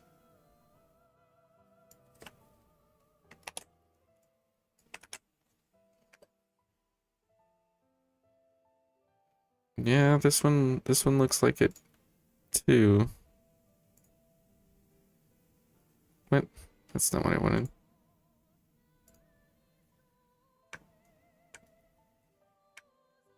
Well, that one has the abutments coming out of the middle.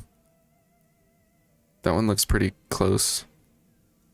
If not it. But definitely working from reference for sure. If this is you know, what they, oh, that looks very close. Doesn't that look like it? That's almost one for one.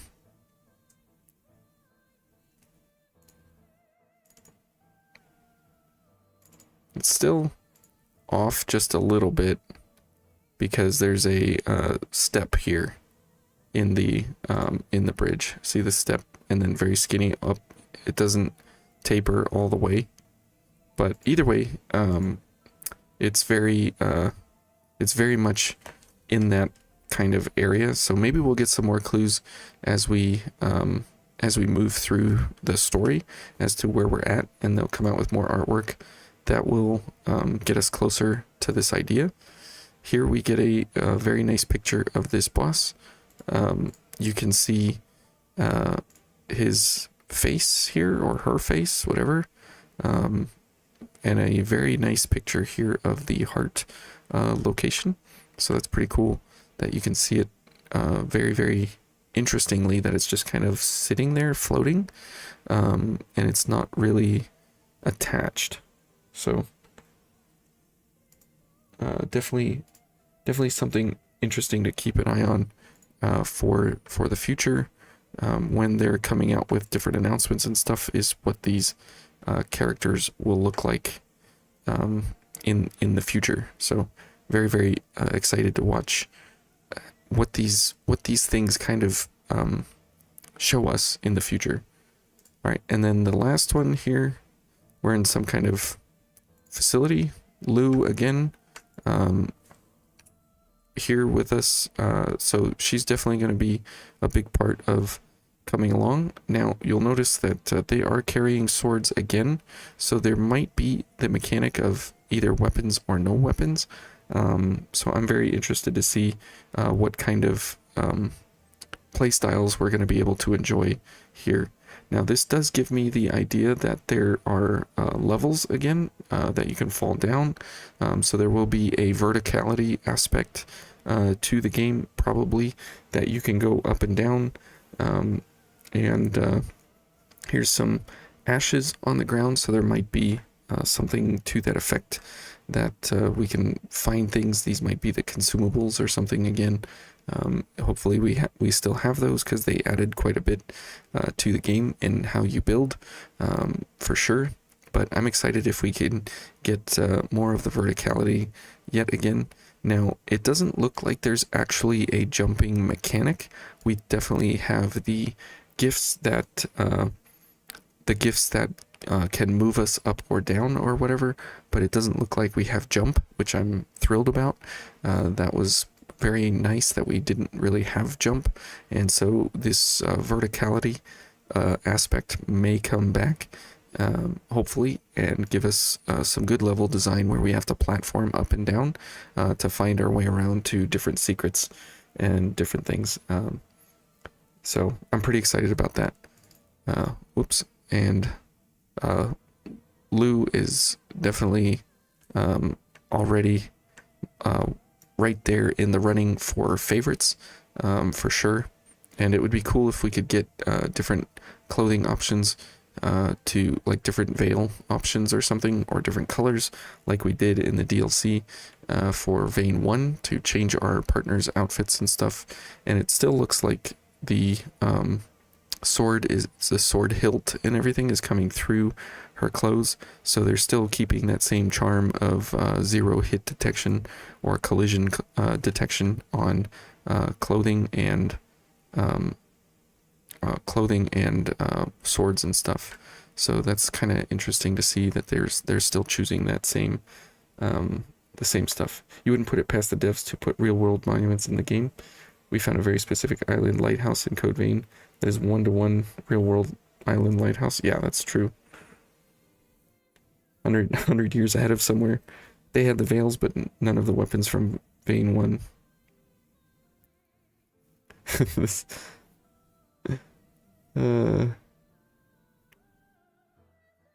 yep. So Vayne is definitely still showing us some of that charm that we know and love from the first game. So I'm here for it. I'm definitely very, very excited about what this is gonna bring us, and how it's gonna materialize. So get it on your wish list. It's definitely gonna be awesome. It's definitely gonna be something to watch for. So I'll be obviously posting things I read about it, or different things, or talking about it and stuff. So it'll definitely be something of interest as we go along, and as we experience the new Vayne and what it has for us.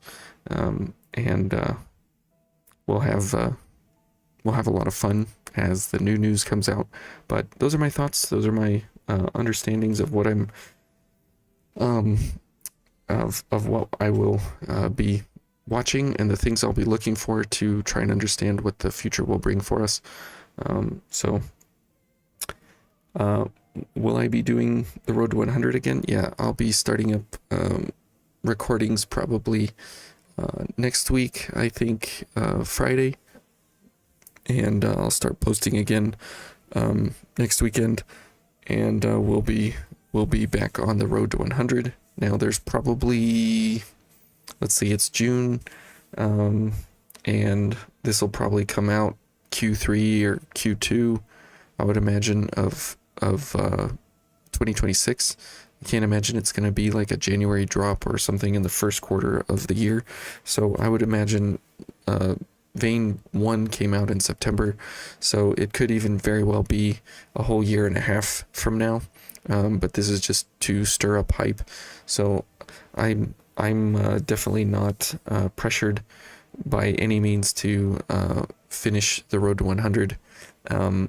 Back when I started the road to 100, it was to kind of just show Vane.